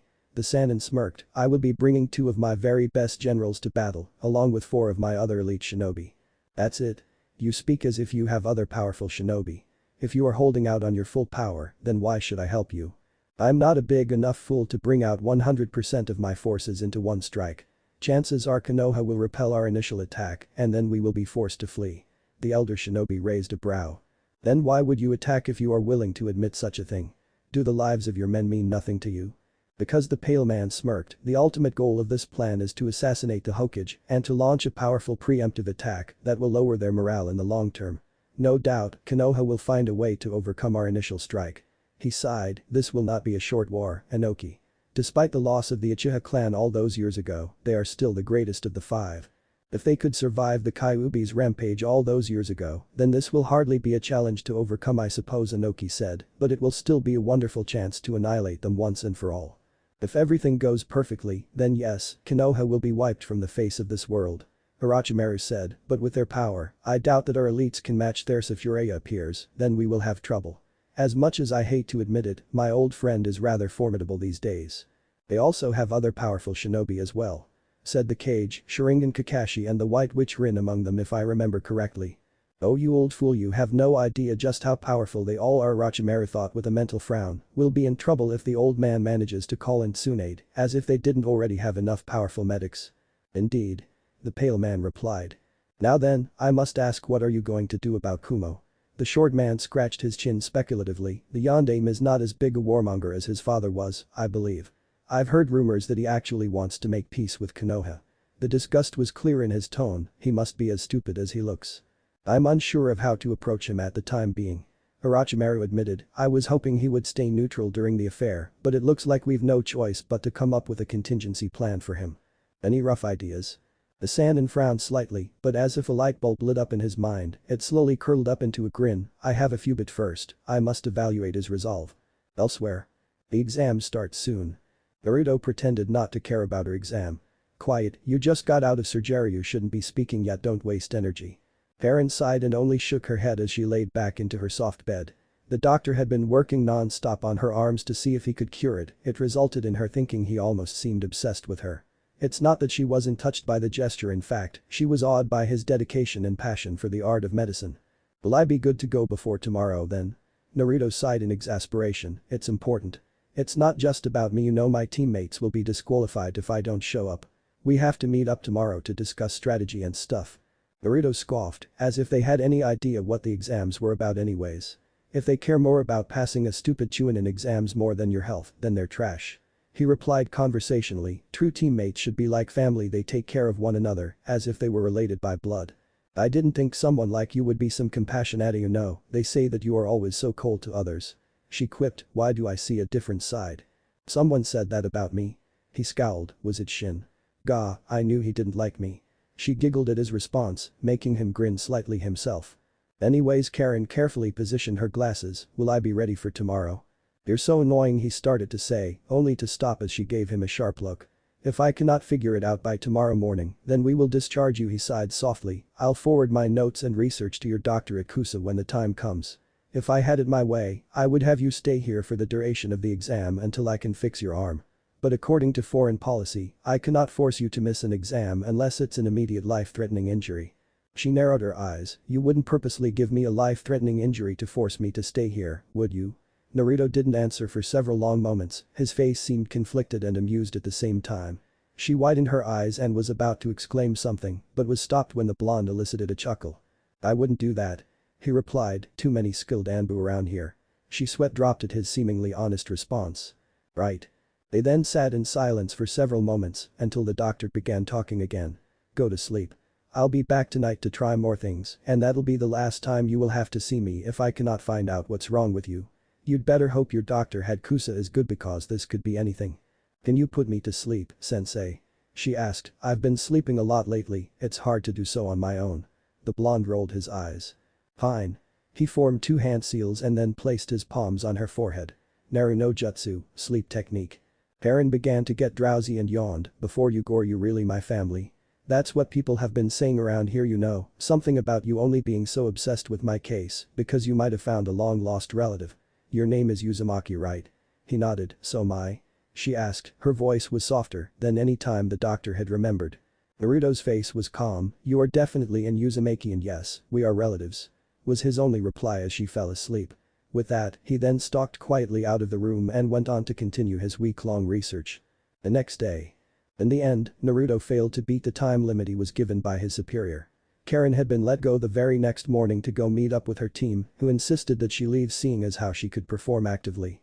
The blonde doctor did not show up for the official discharge of the girl, much to her gloom.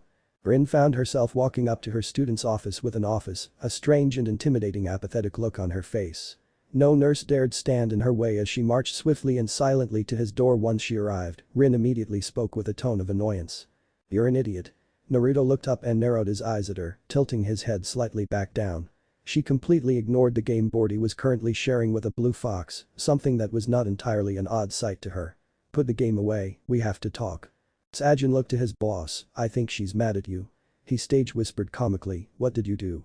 I believe Naruto-sama has done nothing. Vulpin said with his usual insightful tone, which is most likely the problem. Let's go, Sajin, I'm not in the mood to watch Naruto-sama get torn apart by the scary woman. And with that, the red fox disappeared in a wisp of smoke, followed by his partner who had been chuckling for a few seconds. What the hell, sensei? I was winning for the first time in years. He exclaimed, it's hard to beat a fox at Kitsune Scramble. Shut up. Why didn't you go to see her off? She asked, scratching her head slightly, this might be the last time you ever get to meet another Uzumaki. Naruto scoffed, tch, I don't want to see the result of my failure, sensei. I failed to cure her, and I can't even chop her arm off secretly to force her to stay here. Ignoring that last repulsive sentence, Rin sighed, I know that this case meant a lot to you. I knew that it would interest you, not just medically but emotionally. You didn't think that I would recognize her shade of red hair. Kushina-sama had the exact same color. I gave you this case so you could attach yourself with another member of your family, not to run away at the last moment. Naruto growled slightly but said nothing, allowing his master to continue. This case was extraordinarily difficult and the time limit I gave you was unfair, I realize that. But this is about more than just her condition, she was your family for goodness sake, you didn't see the look on her face when you didn't even show up to say goodbye. Karen was hurt.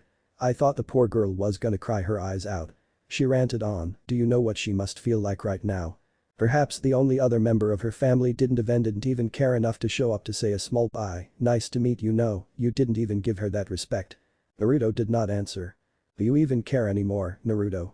Rin asked, a hint of repressed sorrow in her voice. When you were Nene told you about your family and how much I loved and respected them as if they were my own parents. When you were 4, the time you disappeared from the orphanage and we couldn't find you, you have no idea just how terrified I was when the Hokage told me. Her voice cracked slightly, I was part of the search team to find you along with Kashi. We spent months looking for any sign of Yukinoha is a huge village, you could have been anywhere. She continued on, and then you were found a couple years later. I was so relieved to hear it. I cried so much that day.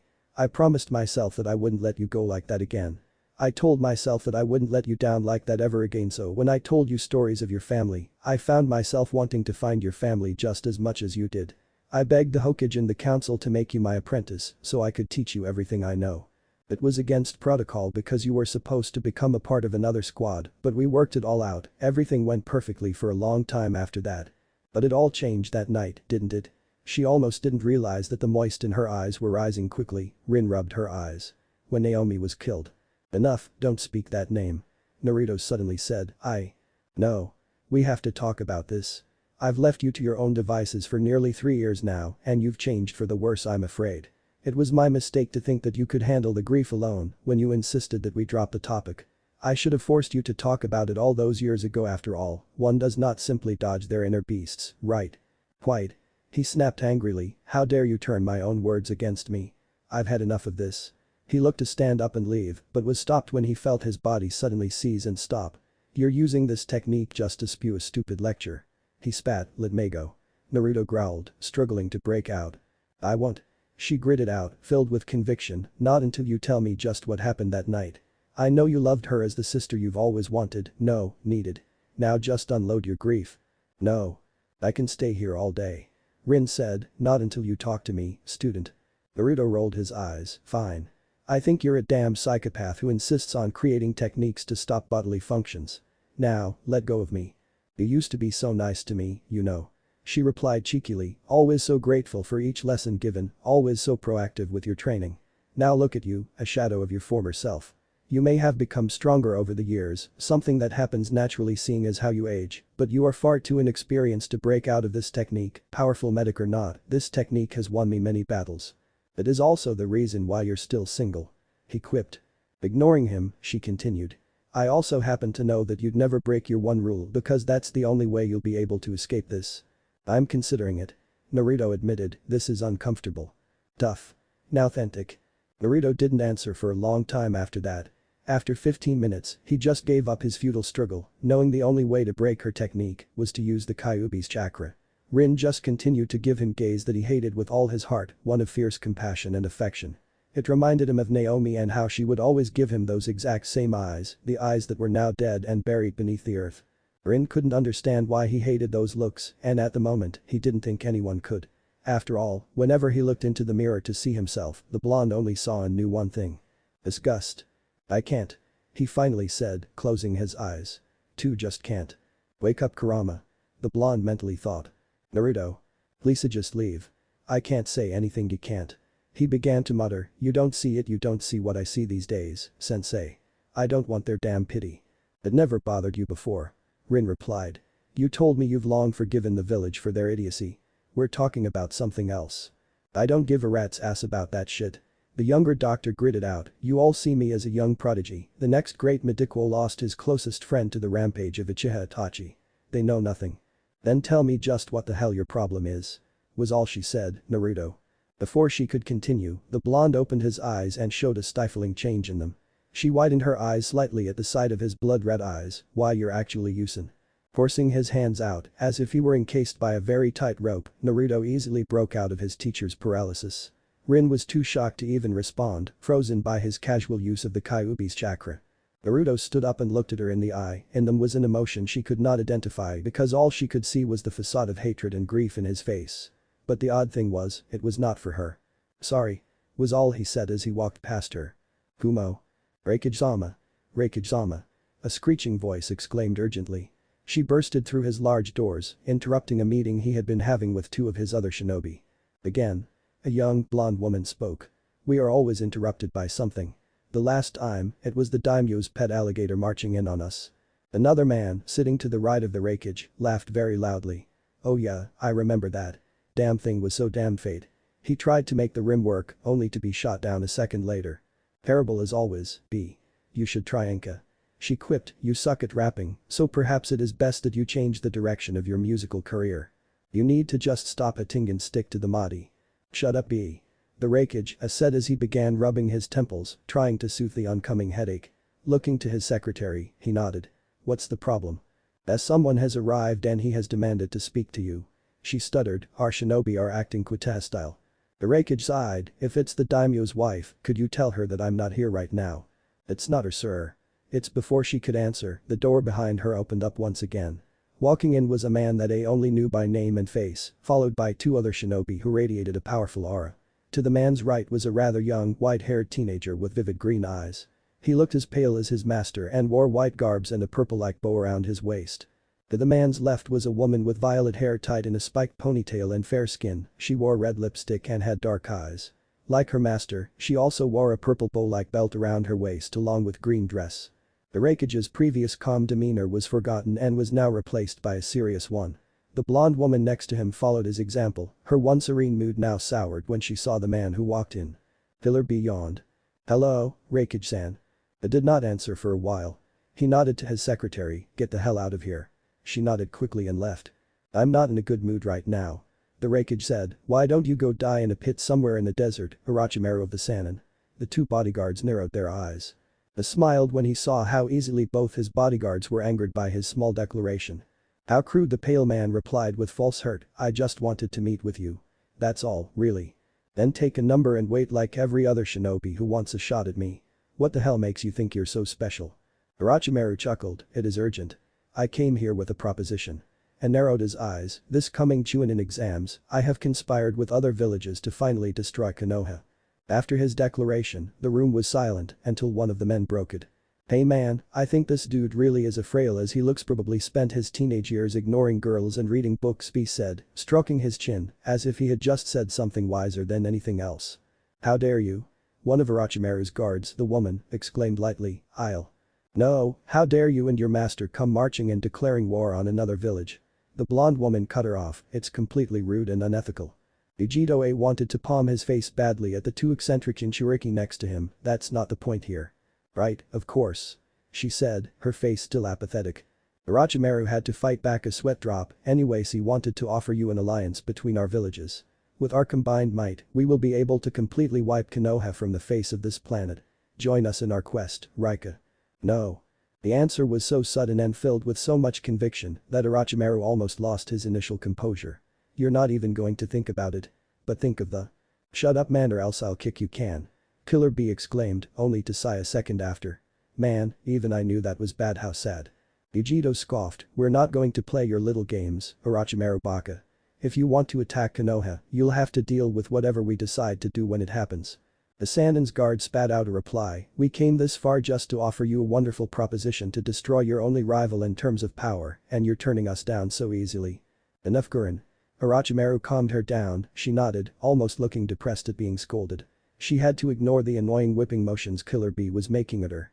I understand, Rakeage-san. Do you believe you will have to deal with any consequences of the aftermath of this war? He narrowed his eyes. You seem to misunderstand something. He said. Vegito then smirked, you come here unannounced and you expect us to just let you go. Don't you realize who you're talking to? The sheer amount of money and infamy we'll receive for taking out Konoha's soon-to-be greatest traitor will be quite beautiful. You should have had a better plan, pale snake man.